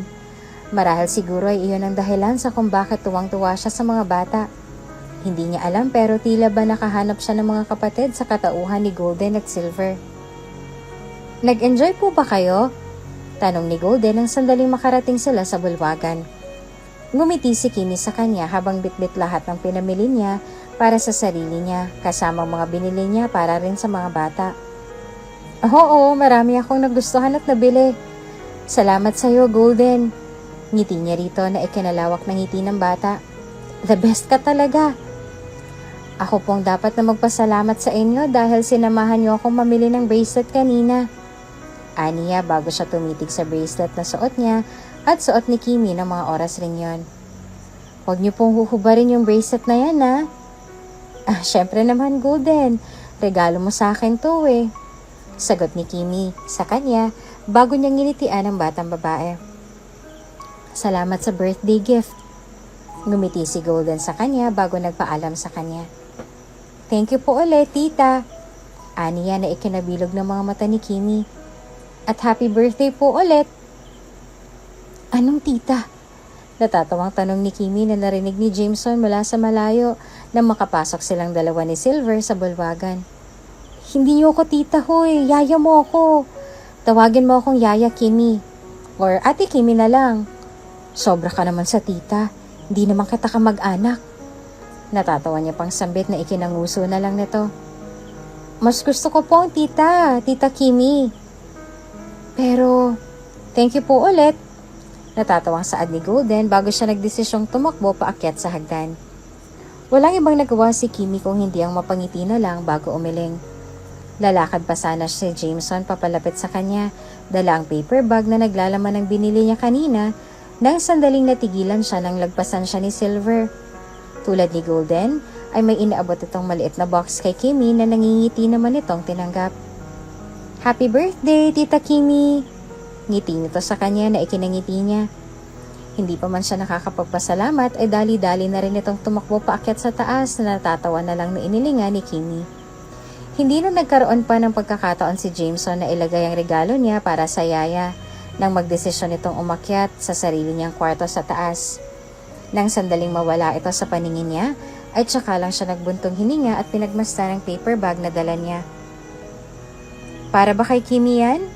Tanong ni Esther, dahilan upang bahagya pa siyang napatalon sa gulat. Nang bumaling siya ng tingin sa likuran ay ang nakangiting mukha agad ni Esther ang sumalubong sa kanya. Nako, tamang-tama Jameson. Kaarawan ni Kimi ngayon. 24 anyos na siya. Magugustuhan niya yan kung ibibigay mo sa kanya yan ngayon. Suhestyon pa nito. Sa halip na sumagot ay walang ibang nagawa si Jameson kung hindi ang bumuntong hininga, sabay baling sa paper bag na hawak niya. Gaano nga ba siya kasigurado kung tatanggapin nga ba ito ni Kimi? Hindi nila gusto ang isa't isa at madalas silang magsinghalan. Mas nakakasiguro pa siya na itatapon ito ng dalaga sa oras na ibigay niya ito kay Kimi. Kaya naman hindi niya alam kung tama ba talagang ibigay niya ito sa dalaga. Hindi na namalayan ni Jameson na naglalakad na siya paakyat ng hagdan. Sinubukan niyang pigilan ang sarili, ngunit wala na siyang nagawa nang maramdaman niya na lang ang sarili niya na kumakatok na ngayon sa pintuan ni Kimi. Nakaroba si Kimi nang sandaling pinagbuksan niya ng pinto ang kung sino mang kumakatok sa pintuan niya. Ang buong akala niya kasi ay ang mga kasama niya iyon, ngunit nang makita ang mukha ni Jameson, doon lang siya nakaramdam ng hiya. Ikaw pala. Aniya sa namumulang mukha na ikinapula rin ang mukha ni Jameson. Anong sadya mo? May time ka ba? Time para saan? Tanong ni Kimi. Dinala siya ni Jameson sa veranda malapit sa kwarto nito. Hindi maipagkakaila ni Kimi na dumadagundong na ang dibdib niya ngayon nang dahil sa labis na kaba sa gagawin ng binata. May dala itong paper bag na pilit nitong itinatago sa likuran niya na hindi naman nakatakas sa mga mata ni Kimi. Tungkol nga pala sa pagtatrabaho mo sa bahay na to. Panimula nito. Nang marinig ang sinabi ni Jameson, ay hindi na naiwasan ni Kimi ang matawa na ikinaangat naman ng kilay nito. Sino ba siya para mag-expect na may regalo rin si Jameson sa kanya para sa kaarawan niya? Wala nga pala itong pakialam sa kanya. Kaya naman ang isipin ng bagay na yon ay talaga namang kahihiyan na para sa kanya. Reregaluhan siya ni Jameson? Talaga ba, Kimi? Alam ko na po yan, sir. Natatawa niya pang saad bago niya pinunasan ang luhang nangilid sa mga mata niya nang dahil sa kahihiyang idinaan niya sa pagtawa kanina. Hindi niyo na po kailangang ulit-ulitin sa akin yan, sir. Alam ko na po ang tungkol sa bagay na yan. Matalino naman po akong tao. Mukha lang akong bobo pero nakakaintindi naman po ako ng mga salita. Dagdag niya pa bago siya napatango sa sarili. Alam ko na po na hanggang sa susunod na linggo na lang po ang pananatili ko sa lugar na to. Hindi niyo na po kailangang ulit-ulitin sa akin. Aniya. Walang ibang nagawa si Jameson kung hindi ang kunot noong bumaling ng tingin sa kanya. Hindi na rin siya nagtaka pa sa mga luhang pilit na pinupunasan ni Kimi kanina. Luha ng lungkot yon kung hindi siya nagkakamali. Tungkol sa bagay na yon. Aniya bago siya bumuntong hininga na ikinakunot naman ang noo ni Kimi. Gusto ko sanang bawiin ang desisyon ko. Po? Gulat niyang tanong bago siya bahagyang natawa. Padadaliin niyo na po ba ako? What? No! Natatawang sagot sa kanya ni Jameson bago ito umayo sa pagkakatayo sa harapan niya. Gusto ko sanang magstay ka pa rito. Kahit na ilang buwan o taon mo gustuhin. Po? Gulat na tanong ni Kimi na ikinabuntong hininga ni Jameson. Ano pong ibig niyo sabihin? Umiling si Jameson sa kanya. Napapansin ko kasi na nagugustuhan ka ng mga anak ko at komportable na rin sila sa'yo.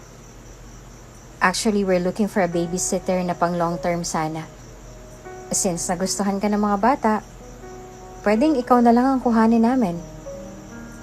Pero, narinig ko nitong nakaraan na may sakit ang daddy mo at kailangan niya ng operasyon. Dagdag niya pa para makumbinsi lang ang dalaga. Hindi alam ni Kimi kung matatawa ba siya o ano. Natutuwa siya, oo, at hindi mapagsidla ng tuwa niya ngayon, pero bakit? Bakit nakikinig si Jameson sa usapan nila ng mga bata? Marami akong kilalang magagaling na doktor na pwede kong pakiusapan para lang maoperahan ang tatay mo sa lalong madaling panahon. Nako, natatawa niyang usal dahilan upang kumunot ang noo ni Jameson sa harapan niya. Wala pa po akong pera na naiipon sa ngayon para sa operasyon, sir. Kung mananatili ka pa rito ng ilang buwan, then ako nang bahala sa lahat ng expenses. Operation cost, gamot, lahat. Sigurado ka po ba? Mukha ba akong hindi seryoso sa mga sinasabi ko? Kunot na ang tanong sa kanya ni Jameson. Nang dahil sa narinig ay wala nang ibang nagawa si Kimi kung hindi ang naluluhang umiling bago siya nagdesisyong mahigpit na yumakap kay Jameson. Nabahagya naman itong ikinatigil nang dahil sa labis na gulat. Hindi niya inaasahan ang ginawa ng dalaga sa harapan niya, kaya naman hindi niya alam kung paano itong gagantihan. Dapat nga ba niya itong gantihan? Sinadya ba ito ni Kimi? Hindi maintindihan ni Jameson kung bakit nakaramdam siya ng biglang pagbilis ng tibok ng puso niya nang dahil sa nangyari. Posible nga ba na may nararamdaman na siya ngayon para sa yaya ng mga anak niya? Natatawang nagpunas ng luha si Kimi bago siya umalis sa pagkakayakap sa kanya. Kitang-kita niya ang pagkagulat sa mga mata ni Jameson sa ginawa niya, kaya naman hindi niya naiwasang matawa sa naging reaksyon nito. Pasensya na po, sir. Natuwa lang po talaga ako. Hindi ko naman po talaga intensyong yakapin ka. Natutuwa lang po talaga ako. Aniya na marahan naman itong ikinatango bago nag-iwas ang tingin sa kanya. Thank you po talaga, sir. Malaking tulong po ito sa akin. Malaking bagay ito para sa tatay ko.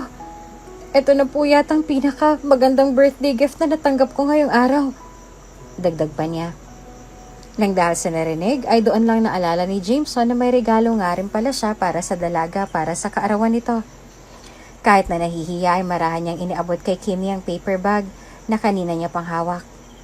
Marahan naman itong kinuha ni Kimi sa kamay niya at nang ilabas ito sa paper bag ay agad na nanlaki ang mga mata ni Kimi nang dahil sa pagkabigla. Hindi ba't ito yung... Napansin ko kanina na hindi na maalis sa mga mata mo ang blouse na yan. Doon ko lang na-realize na baka gusto mo. Napansin ko rin na puro mura lahat ng blouse na binili mo so kinuha ko na. Aniya bago nagkibit ng balikat na ikinangiti naman ni Kimi. Nabanggit din sa akin ni Esther na birthday mo ngayon. Happy birthday, Kimi. Salamat po talaga. Ngumiti si Jameson sa kanya. At kahit na nagdadalawang isip ay tinapik niya ang balikat ng dalaga na ikinangiti nito bago bumaling ng tingin sa kanya. Ipagpatuloy mo lang ang pag-aalaga sa mga anak ko. Tutulungan kita sa lahat. Dagdag pa ni Jameson na marahan niyang tinanguan. Sa pagtulog ay hindi na nagawang tanggalin ni Kimi sa isip niya lahat ng ginawa ni Jameson para sa kanya ngayong araw. Hindi niya rin maitatangging may nararamdaman siya sa lalaki noon pa man. Kaya naman mas lalo lang ding dumoble at lumala ang nararamdaman niya para rito ngayon. Tama ba itong nararamdaman niya? Hindi niya dapat ito nararamdaman, hindi ba? Lalo na't isa lang siyang hamak na kasambahay at yaya ng mga anak nito. Kahit na may nararamdaman siya sa binata, hindi niya rin alam kung masusuklian ni Jameson lahat ng nararamdaman niya para rito. Kinamumuhian siya nito at hindi siya nito gusto nung una pa lang, hindi ba? Kaya imposible lahat ng pinapantasya niya ngayon. Tulad ni Kimi ay hindi rin nakatulog si Jameson ng gabing yon. Sa tuwing maaalala niya ang ginawang pagyakap sa kanya ng dalaga, ay hindi niya maiwasang mapangiti na lang sa sarili. Nang ma-realize niyang ngumingiti at lumalapad ang ngiti niya sa tuwing maaalala ang ginawa ni Kimi sa kanya, ay hindi niya naiwasang mapanguso na lang at mapahilamos sa sarili. Hindi niya ito pwedeng maramdaman dahil paano si Claire. Si Claire na pinangakuan niya ng magandang buhay kasama ng anak nila. Nangako siya rito noon na ito lang ang mamahalin niya. Kaya naman kahit na may nararamdaman na rin siya para sa dalaga, kailangan niyang pigilan ng lahat ng iyon ngayon. What do you think of Tita Kimi? Tanong ni Golden nang sinadya pa siya nito sa opisina niya. She's nice, Daddy. Why don't you court her? Excuse me? Ang sabi ko po, mabait na tao si Tita Kimi. Silver and I love her. Dagdag pa nito na ikinanguso niya na lang. I love Mommy too, pero you deserve to be happy rin naman, Daddy. Alam ko po na gusto niyo rin si Tita Kimi kahit na hindi niyo ipakita sa amin. Gusto namin siyang maging Mommy, Daddy. That's not how it works, Golden. Masungit itong sambit habang patuloy sa pagtatrabaho sa opisina niya sa bahay na yon. Lumabas ka na, may ginagawa ako at wala akong oras para sa mga ganyan. Dagdag pa niya. Sa mga sumunod na araw ay nagpatuloy lang si Golden sa pamimilit sa kanya. May dumating din sa punto na maging si Silver ay sinadya rin siya sa opisina niya na never naman itong ginawa noon. Doon lang napagtanto ni Jameson na marahil ay seryoso ang dalawa sa mga pamimilit nito sa kanya. Gusto niya mang ligawan si Kimi ay hindi niya rin naman magawa dahil hindi pa rin siya nakaka-get over sa nakaraan. Paano siyang magmamahal ng iba kung hanggang ngayon ay nakakaramdam pa rin siya ng guilt sa pagkawala ng babaeng pinakasalan niya. Sir Jameson! Gulat na tawag ni Heather sa kanya isang araw. Sir, nakakain po ng mani si Silver. What? Gulat niyang tanong bago siya nagmamadaling lumabas sa opisina niya. Nang mga oras na yun ay nakita niya si Kimi na ngayon ay natutuliro na ng dahil sa nangyari. Doon niya lang napagtanto na marahil ay may kasalanan nito sa kung bakit nga ba nakakain ng mani si Silver. Allergic si Silver sa mani at hindi yan alam ni Kimi. Kaya naman nang isinugod nila ito sa ospital, lalo na nang magkaroon ito ng seizure, doon lang nakaramdam ng galit at inis si Jameson para sa dalaga.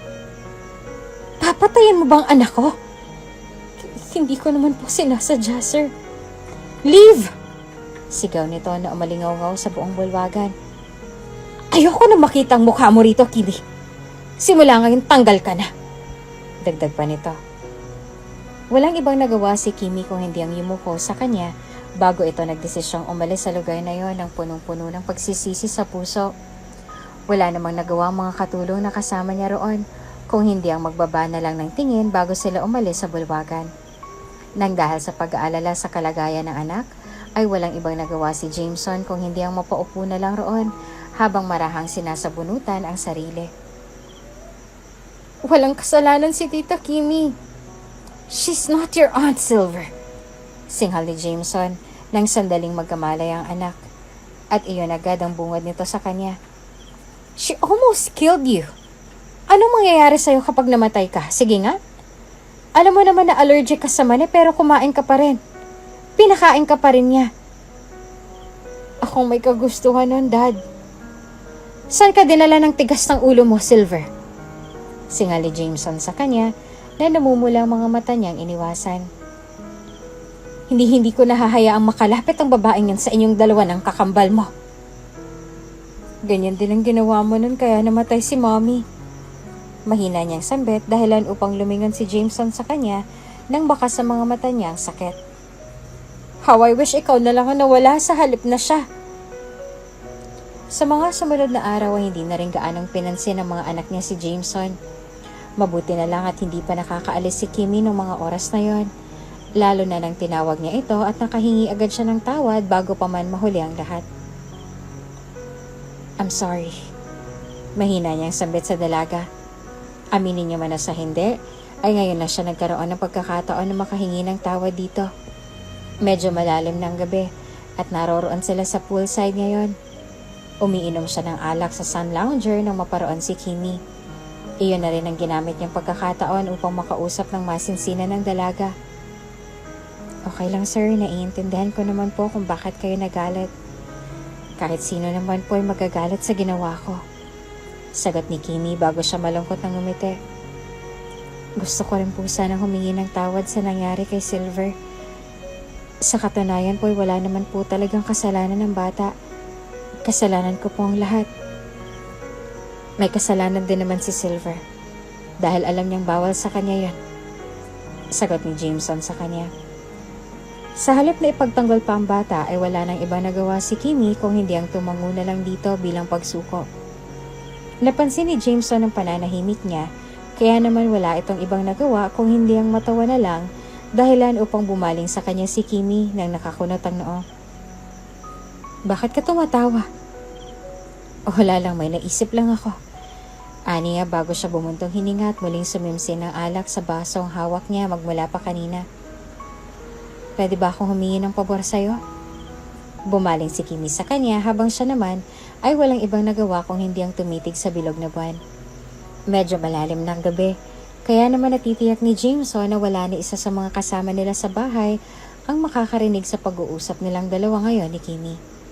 Alam niyang pagtatawanan siya ng dalaga o hindi naman kaya ay kakaawaan kaya naman hinanda niya ng sarili sa magiging reaksyon nito sa oras na sabihin niya ang gusto niyang hilingin sa dalaga. Simula nang mamatay si Claire, nawala na ako ng oras sa mga bata. Marahil ay iyon din ang dahilan sa kung bakit medyo malayo ng loob nila sa akin ngayon. Ni minsan hindi ko man lang sila nakitang tumawa habang nakatabi ako sa kanila. Gusto ko sanang bumawi sa kanila at hindi ko magagawa ang bagay na yan hanggat hindi ko hinihingi ang tulong mo, Kimi. Saad ni Jameson bago siya malungkot na bumaling nang tingin kay Kimi na bahagya pang nagulat ang dahil sa sinabi niya. Gusto ko sanang humingi ng tulong sa'yo para muling mapalapit ang loob sa akin ng mga anak ko. Nang dahil sa narinig, ay bahagya pang natigilan si Kimi at nang sandaling may digest niya ang lahat, ay tsaka lang siya napangiwi at muling umuwi sa lalaki ngayon ay naghihintay sa maaari niyang isagot. Hindi mo naman kailangang bumawi sa kanila dahil hindi ka naman nagkulang, Jameson. At isa pa, hindi mo rin naman kailangan ng tulong ko. Sagot nito na bahagyang nakapagpaisip kay Jameson. Kung gusto mo talagang makuha ang loob nila, pwede mong gawin yun. Pwede kitang tulungan. Bigyan ng suhestyon. Pero ikaw ang gagawa. Marami pa silang pinag-usapan ng gabing yon. Hindi naman ganong kalasing si Jameson, kaya naman kahit natanghali na siyang gumising kinabukasan, hanggang ngayon ay nakatanim pa rin sa alaala niya lahat ng sinabi at suhestyon ni Kimi sa kanya kagabi. Nangako ito na tutulungan siya at gagabayan siya sa pagkuha sa loob ng mga anak niya. Pero sinabi rin ito sa kanya na walang mangyayari kung aasa siya sa dalaga, lalo na ngayong siyang may gustong mapalapit sa mga bata. Amusement park? Tanong ni Silver bago siya kunot noong bumaling ng tingin kay Jameson na walang ibang nagawa kung hindi ang ngumiti sa kanya. Hindi ko po alam, Daddy, kung makakasama po ko. Minsan lang naman yan, anak. Sagot ni Jameson sa kanya. Bahagyang namilog ang mga mata ni Silver nang marinig niya kung anong itinawag nito sa kanya. Iyon pa lang ang kauna-unahang pagkakataon na tinawag siya ng gano'n ni Jameson, kaya naman hindi niya na napigilan ang sarili niyang magulat. Napansin naman iyon ni Jameson kaya naman malungkot siyang napangiti sa sarili. Itong kabayaran sa lahat ng oras na sinayang mo, Jameson. Magtiis ka ngayon. Bulong niya sa isip bago siya bumuntong hininga at nagbaba ng tingin. Ano ka ba naman, Silver? Agad na nag-angat ng tingin si Jameson at ang kambal nang pumasok si Kimi sa bulwagan kung nasan sila. May dala itong laundry basket at mukhang nasa daan na patungo sa laundry room nang marinig ang isinagot niya sa ama. Minsan lang humingi ng oras sa'yo yung daddy mo, oh. Hindi ka man lang ba papayag? Tanong ni Kimi sa kanya bago nagnakaw ng tingin kay Jameson na nag-iwas ng tingin sa kanya. Bahala ka, ikaw rin. Baka maghanap ng bagong yaya yan. Okay, fine. Pagsuko pa ni Silver. Dahilan ubang bahagya pang mangilid ang luha sa mga mata ni Jameson. Pero gusto kong kasama si Tita Kimi. Me too, dagdag ni Golden.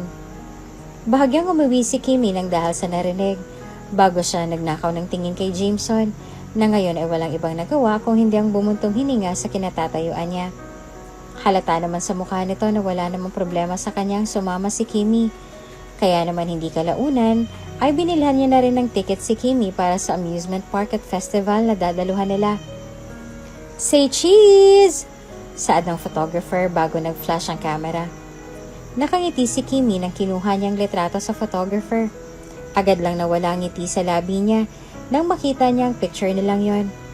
Naka-peace sign siya. Bakas naman ang ngiti at saya sa mukha ng mga batang nasa harapan nila. Nasa likuran nilang magandang tanawin ng Ferris wheel at kabi-kabilang rides. Ngunit ang nakakuha sa atensyon niya ay ang mukha ni Jameson na nakatitig sa kanya, sa halip na nasa camera tumingin. Ako nang magtatago nito, saad ni Jameson bago niya kinuha ang litrato sa kamay ni Kimi at inaya ang mga bata na sumakay sa iba pang rides sa amusement park na naroroon. Ikaw ha? Bahagyang natigil sa paghuhugas ang plato si Kimi nang maramdaman niyang may tumusok sa tagiliran niya. Tulad ng nakagawian niyang malaking ngiti agad ni Flora ang sumalubong sa kanya ng mga oras na yon. Kung nandito lang sa kusina si Heather, hindi lang tusok ang nararamdaman niya ngayon. Ano na naman? Angil niyang pabiro sa kaibigan na ikinatawa nito. Narinig ko kayo ng isang araw ni Golden na nag-uusap sa poolside ah. Titang tawag niya sa'yo. Natatawa nitong sambit na ikinangiti niya na lang. Kailan ka pa niya naging tita, Aber? Hindi ko alam. Sagot niya bago nagkipit ng balikat sa kanya. Yun ang trip nilang itawag sa akin eh. Sino ba naman ako para bawalan sila? Ang ibig sabihin mo, feel mo lang. Natatawang singal ni Flora sa kanya na tinawanan niya lang. Close na close sa'yo yung mga bata. Base sa mga mata nila, parang gusto ka nilang maging parte ng pamilya nila. Bahala ka, Baka mamaya yan. Gusto ko na nilang maging nanay. Mami nang itawag sa'yo. Biro pa nito. Imposible yun, ano ka ba? Natatawang sambit ni Kimi bago siya napaisip sa sinabi ng kaibigan.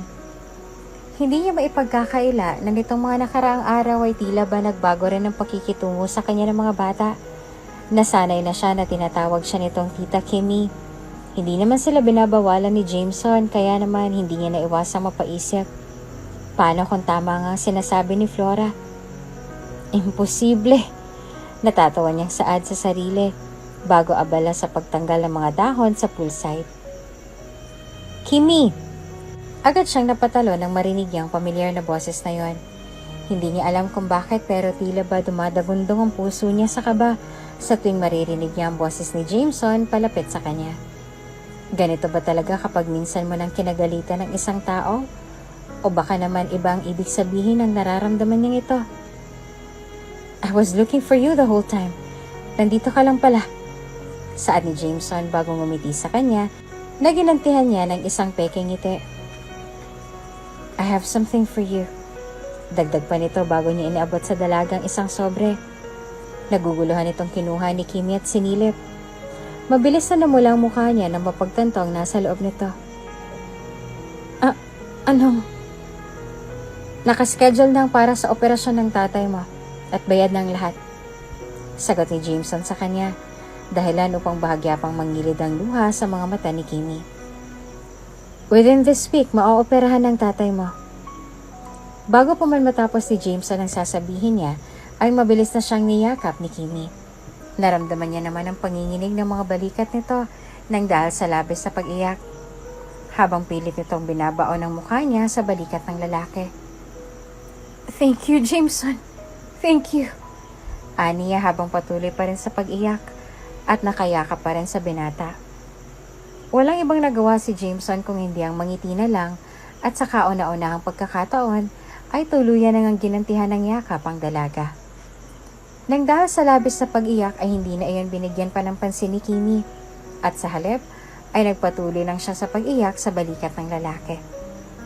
Nang makarating kay Arthur ang balita na maaoperahan na siya ay hindi niya na naiwasang mapatalon sa tuwa. Nagbago lang naman ang reaksyon niya nang sinabi ni Kimi sa kanya na kailangan niyang lumuwas sa Maynila sa susunod na mga araw. Kailangan ko ba talaga, anak? Tanong ni Arthur sa anak niya na makausap niya ito sa telepono. Pwede bang dito na lang sa probinsya? Medyo magastos ang pagpunta sa Maynila, iha. Kayo naman, tay. Ipapasundo na lang po kayo kay Moy. Tapos diretso na sa ospital kung namamahalan po kayo sa pamasahe. Sagot ni Kimi sa kanya bago magikik sa kabilang linya na ikinangiti niya na lang. Nang sandaling maputol ang tawag nilang dalawa ay wala siyang ibang nagawa kung hindi ang mapaupo na lang sa upuang naroon habang iniisip ang tungkol sa pagpunta sa Maynila. May ilang taon na rin ang nakalilipas simula nang mangyari ang aksidente, ngunit hanggang ngayon ay malinaw pa rin sa alaala niya ang lahat. Kung paanong bumangga sa kanya ang kotseng mabilis ang pagpapatakbo patungo sa direksyon niya. Nakaparada noon ang jeep niya sa kahabaan ng highway sa gitna ng gabi. Dahil nga sa nagkaroon ng problema ang makina ng jeep niya, ay wala siyang ibang nagawa kung hindi ang itabi ito sa gilid ng daan upang makita. Nang sandaling maayos niyang makina ay siya namang pagpasok niya sa loob nito. Hindi niya pa man na isasaksak ang susi ay may bumangga na sa kanya sa harapan. At iyon namang umpisa ng kalbaryo niya. Hindi niya na naisip na sabihin kay Kimi ang lahat dahil natatakot siyang makulong at mapariwara ang buhay ng unika iha nang wala siya. Ayaw niyang maiwanan ng anak ng mag-isa. Kaya naman sa ayaw o sa gusto niya, kailangan niyang tumakas kasama nito pabalik sa probinsya. Pagkatapos noon ay hindi na siya kailanman tumuntong sa Maynila dahil alam niyang pinaghahanap na siya ng mga pulis noon pa man. Ngayong tutuntong muli siya sa Maynila para sa isang operasyon, alam niyang iyon na rin ang huli niyang pag-alis sa probinsya dahil sa ayaw niya o sa gusto, kailangan niyang makulong sa salang hindi naman niya ginawa. Nang sandaling dumating na ang araw ng operasyon, ay wala siyang ibang nagawa kung hindi ang iika-ikang nagtungo sa ospital sa address na ibinigay ni Kimi sa kanya. Kasama niya ang driver ng amo ng anak niya. Kaya naman kahit na papaano ay nakakaramdam pa rin siya ng kampante dahil may kasama at kausap siya ng mga sandaling yon. Kinakabahan po kayo, no? Natatawang tanong sa kanya ng lalaki na ikinangiti niya na lang. Huwag po kayo mag-alala, magaling na doktor si Dr. Saldivar. Hindi naman niya po kayo titipirin sa anesthesia. Hindi naman yun ang dahilan sa kung bakit nakakaramdam ako ng kaba ngayon, iho. Sagot niya rito dahilan upang bumaling ng tingin sa kanyang binata. May tinatakasan ako dito sa Maynila kaya ako nakakaramdam ng nervyos ngayon. Nako, ayan na nga bang sinasabi ko eh. Natatawa nitong muling biro na ikinangiti niya na lang. Sabi ko naman kasi sa inyo, magbayad agad kayo ng utang. Dagdag pa nito bago sila nagtawanan. Natigil naman ang tawanan nila nang marinig nila si Kimi na ngayon ay naluluha na at may bahid na nangiti ang labi nang sandaling magtungo ito sa direksyon nila. Mabilis at mahigpit ang yakap niya rito na ginantihan niya naman bago siya naluha. Nang sandaling umapak sa lobby ng ospital ay agad na natigilan si Jameson, lalo na nang makita niyang pamilyar na mukha ng matandang lalaki na nakadisgrasya sa asawa niya noon. Nakayakap ito kay Kimi habang umiiyak, kaya naman mas lalo siyang nagulat nang mapagtanto niyang, "Ikaw ang pumatay sa asawa ko!" Sigaw niya bago niya hinablot ang kwelyo ng matandang lalaki na ikinasinghap nito. Walang ibang nagawa si Kimi kung hindi ang mapaupo sa sahig nang dahil sa biglang pagsugod ni Jameson sa tatay niya. Mabuti na lang at naroon si Moy upang pigilan si Jameson sa panununtok sa tatay niya. Agad na namutla si Kimi lalo na nang makita niyang may pasa at may dugo na ngayon ang ilong ng tatay niya sa ginawang pagsuntok ni Jameson dito kanina. "Tay!" Sigaw niya bago niya ito dinaluhan at galit na bumaling ng tingin kay Jameson na ngayon ay pinipigilan na ng mga nurse na napadaan doon. "Anong problema mo? Pinangakuan mo ba ng operasyon si tatay para lang mabugbog? Kriminal ang tatay mo, Kimi. Siyang dahilan kung bakit namatay ang asawa ko." Galit na sigaw at panduduro ni Jameson kay Arthur. Doon nagsimulang humagulgol si Arthur dahilan upang umagapay si Kimi sa kanya. "Tay, anong ibig niyang sabihin? Anong ikaw?" "Patawad, anak. Patawad." Mahina nitong pakiusap sa kanya na ikinatigil ang pag-ikot ng mundo niya. Naging mabilis ang lahat para kay Kimi. Nang dahil sa pagkawala sa sarili ay hindi niya alam kung paanong ang ospital na pinuntahan nila kanina ay nauwi sa presinto. Ang operasyon na inaasam nilang dalawa ng tatay niya ay nauwi sa kulungan. Pakiramdam niya ay nasira ang tiwala niya kay Jameson nang dahil sa nangyari. "Kailangan magbayad ng tatay mo ng danyos bago mo siya mailabas sa kulungan," saad ng officer na nakausap niya. Dahilan upang mas lalo lang bumagsak ang mga balikat niya. Wala na siyang ibang nagawa parang sandaling ipakulong ni Jameson ang tatay niya. Naroon siya sa ospital nang sandaling makita niya kung paanong kinaladkad ng mga pulis ang tatay niya, patungo sa police mobile na naghihintay sa labas. Malaking komosyon ang nangyari kanina kaya naman hanggang ngayon ay tila ba na trauma pa si Kimi nang dahil sa nangyari. "Kamusta, Kimi? Natuloy bang operasyon?"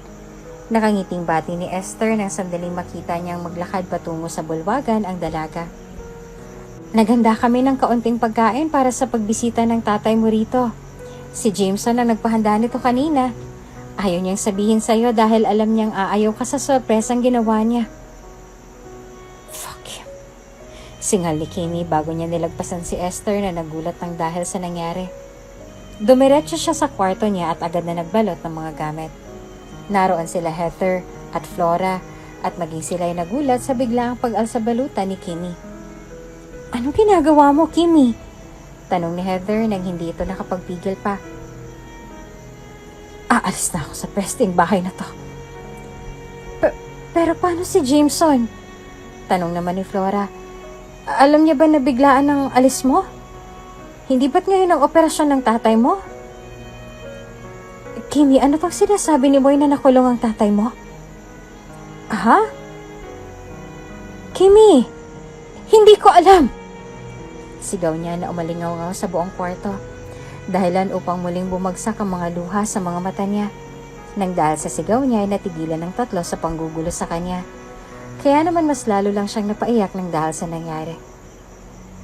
"Please, wag mo na ngayon. Aalis ako. Hindi na ako babalik dito. At wala na akong pakialam kay Jameson magmula ngayon. Paano naman ang mga bata kung ganon? Tanong ni Esther na mas lalo nitong ikinahikbi. Walang ibang nagawa si Esther kung hindi ang yakapin ng dalaga, habang ang dalawa pa nilang kasama roon ay walang ibang nagawa kung hindi ang malungkot na lang na napatitig sa isa't isa. Mabuti na lang at wala roon ang mga bata, dahil kung hindi, ay natitiyak niyang hindi siya makakaalis, lalo na kapag iniyakan siya ng mga ito. Si Moy ang naghatid sa kanya pabalik sa probinsya. Sa halip na sa Maynila ay dinala ang tatay niya sa probinsya kasama ng mobil. Iyon din ang pakiusap ni Kimi sa kanila, kaya naman wala na silang ibang nagawa kung hindi ang dalhin si Arthur sa probinsya. Maliban kasi sa punuan ng mga kulungan doon ay natitiyak niyang hindi rin niya gaano mabibisita ang tatay niya kapag bumalik siya sa probinsya at nanatili naman sa Maynila ang tatay niya. May ilang buwan ang nakalilipas simula nang mangyari ang lahat. Ang sabi ng mga nakausap niyang pulis ay muling gumugulong ang kaso ng tatay niya. Kinukuha na rin ang statement niya sa isinampa sa kanya. Sa ngayon ay hindi pa siya nakakausap ni Jameson, ngunit kailangan niyang manatili sa presinto ayon sa kagustuhan ni Jameson. Aalis ka? Gulat na sigaw ni Heather sa kabilang linya nang tinawagan niya ito. Rinig niya ang boses ng isang lalaki sa kabilang linya, ngunit hindi iyon ang pinagtuunan niya ng pansin ngayon. Bakit? Bakit kailangan mong manggibang bansa, Kimi? Pwede ka namang bumalik dito. Hindi na ako kailanman babalik dyan, Heather. At isa pa, hindi naman trabaho ang habol ko kaya ako mangingibang bansa. Mas importante para sa akin ngayon ang makahanap ng pampiyansa para kay tatay. Pero sinabi na ni Manang Esther na wala pang kaso ang tatay mo. At isa pa, tingin mo ba hindi ka susundan ni Jameson? Gulat nitong sambit na ikinakunot ng noo niya. Hindi ka niya hahayaang makalabas ng bansa, lalo na ngayon. Bakit? Pati ba ako ipapakulong niya? Natatawang tanong ni Kimi sa kabilang linya. At ang walang sumagot ay doon niya lang napagtanto na putol na ang tawag ni Heather. Bukas na ang flight niya patungo sa Madrid at ngayon ay abala na siya sa pag-aayos ng mga gamit niya. Mahal niya ang mga bata. Mahal niya si Jameson at hindi niya itatanggi iyon. Mahal niya rin ang tatay niya at siya na lang ang meron siya kaya naman gagawin niya ang lahat ng makakaya niya para lang hindi makulong ang tatay niya. Lungkot ang bumakas sa mukha ni Kimi nang sandaling maglakad siya patungo sa loob ng airport. Bago pa man siya makapasok sa loob ay may humila na sa braso niya at kaagad siyang niyakap ng mahigpit na ikinalaki ng mga mata niya. Don't go, Kimi. Saad ni Jameson habang mahigpit na nakayakap sa kanya na ikinangilid ng mga luha niya. Hindi ko hahayaang makatakas ka sa mga kamay ko. Aalis ako para sa tatay ko, Jameson. Para sa pampiyansa niya. Hindi siya makukulong. Mahinang sambit ni Jameson bago niya hinarap ang dalaga at ngumiti rito na ikinangilid ng luha sa mga mata ni Kimi. Inosenteng tatay mo, Kimi. Hindi siya makukulong. Hindi rin ako makakapayag na makulong ang inosenteng tulad niya. Pero kailangan ko pa rin umalis. I will never let you do that unless you marry me. Mahinang sambit ni Jameson bago niya hinawakan ng pisngi ng dalaga na ikinapula ng mukha nito. Please stay. Miss ka na ng mga bata. Miss ka na nila Esther. Miss na kita. Nang sandaling yon, ay bahagyang natigilan si Kimi sa narinig. Hindi niya pa man nadadigest sa utak niya ang pag-amin ng binata sa kanya, ay agad na siya nitong hinawakan sa panga upang halikan ng mas mariin na ginantihan niya naman. Aminin niya man o sa hindi, ay may nararamdaman na siya sa kanya noon pa man. Kahit na binalot siya ng galit ng sandaling makulong ang tatay niya, hindi pa rin magawang talunin ng galit na yon ang pagmamahal niya sa lalaki. Napamahal na siya rito at natitiyak niya ang puso niya ay para lang dito titibok. Ipinaliwanag ni Jameson kay Kimi ang tungkol sa ilang buwang paggulong ng investigasyon sa nangyari noon. Habang abala siya sa pag-aayos ng mga dokumento niya patungo sa Madrid ay naging abala naman si Jameson sa pag-aayos sa kasong kinasasangkutan ng tatay niya. Habang abala sa pag-aasikaso sa kaso ay hindi na nagdalawang isip pa si Jameson na ipa-opera ang tatay ni Kimi tulad ng pangako niya rito noon. Noong una hindi pa pumayag si Arthur ngunit nang sandaling mangako si Jameson sa kanya na aayusin niya ang lahat dito, ay napanatag na siya. Hindi rin naman siya pinabayaan ni Jameson sa kulungan dahil alam niya sa sarili niyang inosente ang tatay ng babaeng mahal niya. Nang sandaling lumabas na sa investigasyon na inosente nga si Arthur, ay tsaka lang nagdesisyon si Jameson na ipahanap si Kimmy. Nang marinig mula sa usapan ni Heather at ni Kimmy na mag-a-abroad niya ang dalaga para makaipon ng pampiyansa, tsaka lang siya nagdesisyong umalis at bumiyahe patungo sa airport. Mabuti na lang at agad na na-track ng mga tauhan niya si Kimmy na naroon na nga sa airport. Kung hindi pa man siya nagmadali ay baka nahuli na ang lahat para sa kanya. Kahit para sa mga bata lang, Kimmy. Pakiusap ni Jameson sa kanya na muling umugong sa alaala niya. Kahit para sa mga bata na lang. Maawa ka sa kanila, Kimmy. Dagdag pa nito. Walang ibang nagawa si Kimmy kung hindi ang mapangiti na lang sa tuwing maaalala niya ang mga nangyari nitong mga nagdaang buwan. Nang matapos ang kaso ay tsaka lang nakalaya ang tatay niya sa kulungan. Hindi lang iyon dahil naoperahan na din ito at nakakapaglakad na ng maayos ng sandaling ihatid siya nito patungo sa altar. Sa dulo ay nakita niya roon si Jameson na matyagang naghihintay sa babae ngayon ay unti-unti nang naglalakad patungo sa direksyon niya. Agad na sumilay ang ngiti sa labi niya nang muli niyang maalala ang mga banta sa kanya ng kambal nang sandaling malaman nito ang tungkol sa nangyari sa kanilang dalawa ni Kimmy. Hindi mo na kami makakausap hanggat hindi mo na iuuwi si Tita Kimmy rito. Banda pa ni Golden, ang isa sa pinakamataray niyang anak na nagmana sa nanay nito. Walang ibang nagawa si Jameson kung hindi ang natawa na lang na mapailing sa sarili bago niya sinalubong ang nakangusong si Kimmy. Hindi ba bagay sa akin tong damit? Tanong ni Kimmy sa kanya na ikinanguso niya na lang. Ikaw ang namili niyan sa department store noon kaya alam kong bagay sa'yo yan. Sagot ni Jameson sa kanya bago niya niyakap ang asawa at hinalikan sa noon na ikinapikit naman ito. Never kong iniisip na masasabi ko sa'yo to, Kimmy. Mahal na mahal kita. Saad niya rito na ikinangiti naman ni Kimmy bago siya sinalubong ng halik ng kanyang asawa. Ang sabi nila, ang relasyon daw na nagsimula sa away at pagkamuhi ang pinakamatibay at nagtatagal sa lahat. Hindi kailanman naniwala si Kimmy sa kasabihang yon. Ngunit nang makilala niya si Jameson, doon nagsimulang magbago ang pananaw niya sa kasabihang iyon. Kung bago ka pa lang sa channel na ito, mga kwento ni Ate Jane, istorya mo, ikwento ko, huwag kalimutang pindutin ang notification bell at subscribe button.